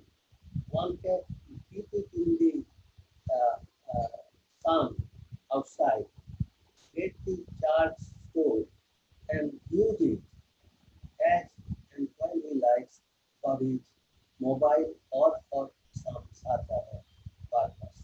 So, if one can design it, I think it may have commercial possibility. One another request I have to both the speakers. Can you design a module for me as a citizen want to use it? Say the module maybe of 1 kilowatt hour capacity or 5 kilowatt hour capacity in my house so that I can have some substitute for the regular electricity that I get getting from electric supply.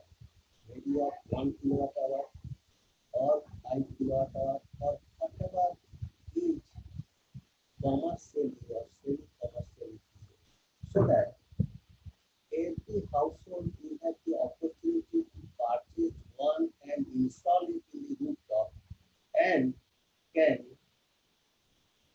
use it, reducing the use of energy generated by the thermal plants. These are the few observations and suggestions which I have on my side. Before I take leave, I thank the speakers, Professor Dr. Samuel, Professor Makaut, and Dr. Gautam Kumar and Kumar for the success of this webinar.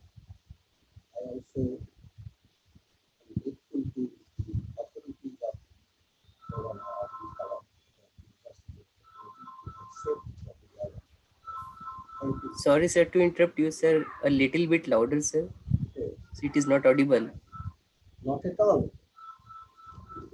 Should I repeat? Should I repeat my suggestions? Am Yes, I it is coming, audible? sir. It is coming. Huh? Am I Sir, audible? the last part we couldn't get. Can Okay, you please okay, repeat the last part? okay. So I have a few suggestions or observations. Number one is I request Dr. Tapan Kumar Bala and Mr. Kamal Chaudhary to take initiative to form a learning community on the subject. Am I audible? Yes, sir. Kunal, am I audible? Yes, sir, you are audible, sir. Okay. This is number one. Number two, I would also request you both to organize a webinar on waste disposal from solar PV cells, disposal of lead, lanthanum, etc., from solar PV cells. If we go on using such cells or other devices, then there may be such electronic waste. So you can arrange a seminar or webinar dealing with this as we have done this webinar. Then thirdly, I was only looking for a, a solar module which could be used as a charger for say mobiles or some such devices.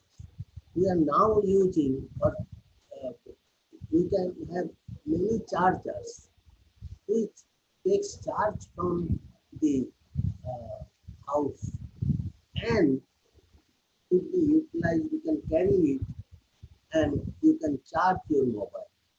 Whether this could be substituted by a solar module. This may be a commercial venture also if this could be properly designed. And fourthly, I was looking for say an ordinary person, I like to uh, get a part of my power consumption from solar cells. So if I have a one kilowatt hour capacity module to install on the top rooftop of my house and get that power, or it may be of 1 kilowatt hour capacity, 2, 3, 4, or 5. What would be the cost and how could be done? Can it be done in a modular fashion? Someday you go and purchase it and install it and it runs like this. So can we have that so that the people may have the opportunity to get solar energy and supplement that with the energy that they are getting. So these are the few observations that I have, and I express that I feel so happy with the illuminating lectures from both the speakers this morning, Dr. Professor Sagar Mitra and Professor Mukhopadhyay John. So from the core of my heart, I thank them and thank also the organizers of the topic program and university. It's Thank all you, that. sir. Thank you, sir. Thank you, sir. Thank you, sir, for your submission. So now we are at the end of this webinar. So now I am giving the vote of thanks. So first of all, I would like to express my sincere gratitude to our Honorable Vice Chancellor, sir, for giving us the opportunity to organize this webinar. I would like to thank our speakers, Professor Sagar Mitra, sir, and Dr. Jayanta Mukhopadhyay, sir, for their detailed and nice speeches. I would like to thank our university's webinar team and especially to Prem Kumar for their continuous support. Without your support, it could not be possible for us. Lastly, I would like to thank all the participant faculties, technologists, engineers, and students of different institutes all over the country for participating in this webinar. Without your participation, this event could not be successful. Thank you to all. So this is the end, and I'm mentioning one more thing. From the Department of Renewable Energy, we will arrange more programs like this. So dear participant, kindly be in touch with us. We'll organize more programs in the near future. Thank you. Thank you to everyone. Thank you. Thank you, sir. Thank you all. Thank you all. Thank you. Thank Thank you, you, sir. Professor Padia. Thank you, Professor Paida. Thank you, Shagorda. Thank you. Thank you, Professor Mitro. Nice to talk to you. Sure. Thank you, Kunal. Thank Yes, you, sir. Thank Professor you to you. Moitro, Honorable Vice Chancellor, and all the participants for organizing this kind of beautiful thing. And I will talk to Professor Mitro, Shagun Mitro differently, that we can collaborate in some other way if we can think Yeah. that now the concept is coming on fuel cell, fuel and battery hybrid. Yeah. So we will discuss this thing. These are the best forum that we can come closer to each other. And really my sincere gratitude to Professor Tapan Kumar Paria for making us in a same platform. So joining us in the same platform is very nice. And thank you all for giving us the opportunity. Thank you, Professor Paria.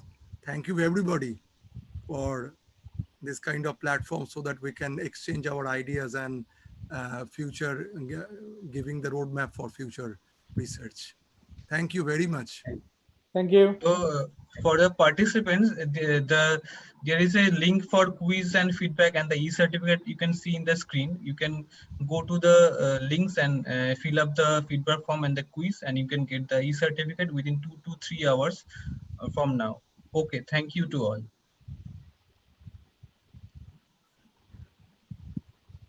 Prem, you can end now. Okay, Yes. thank you to you also. Yes, Without yes, your sir. Sir, cooperation, let it the, would let not the be link possible. be displayed for 2 minutes such that the participants can take the note. Yes, yes.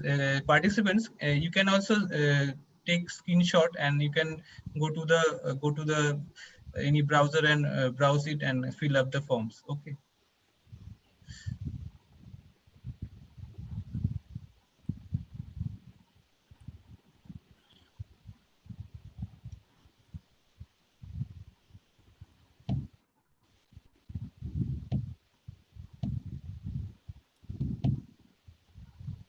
Kunal, hello. Yes, sir. This is the e-certificate link that we have to fill up, or the any of the participants who have joined, they have to fill it up to get it, right? Yes, sir. For the Okay. participants. Okay. Okay. Thank you. I have taken a screenshot. Thank you very much. Yes.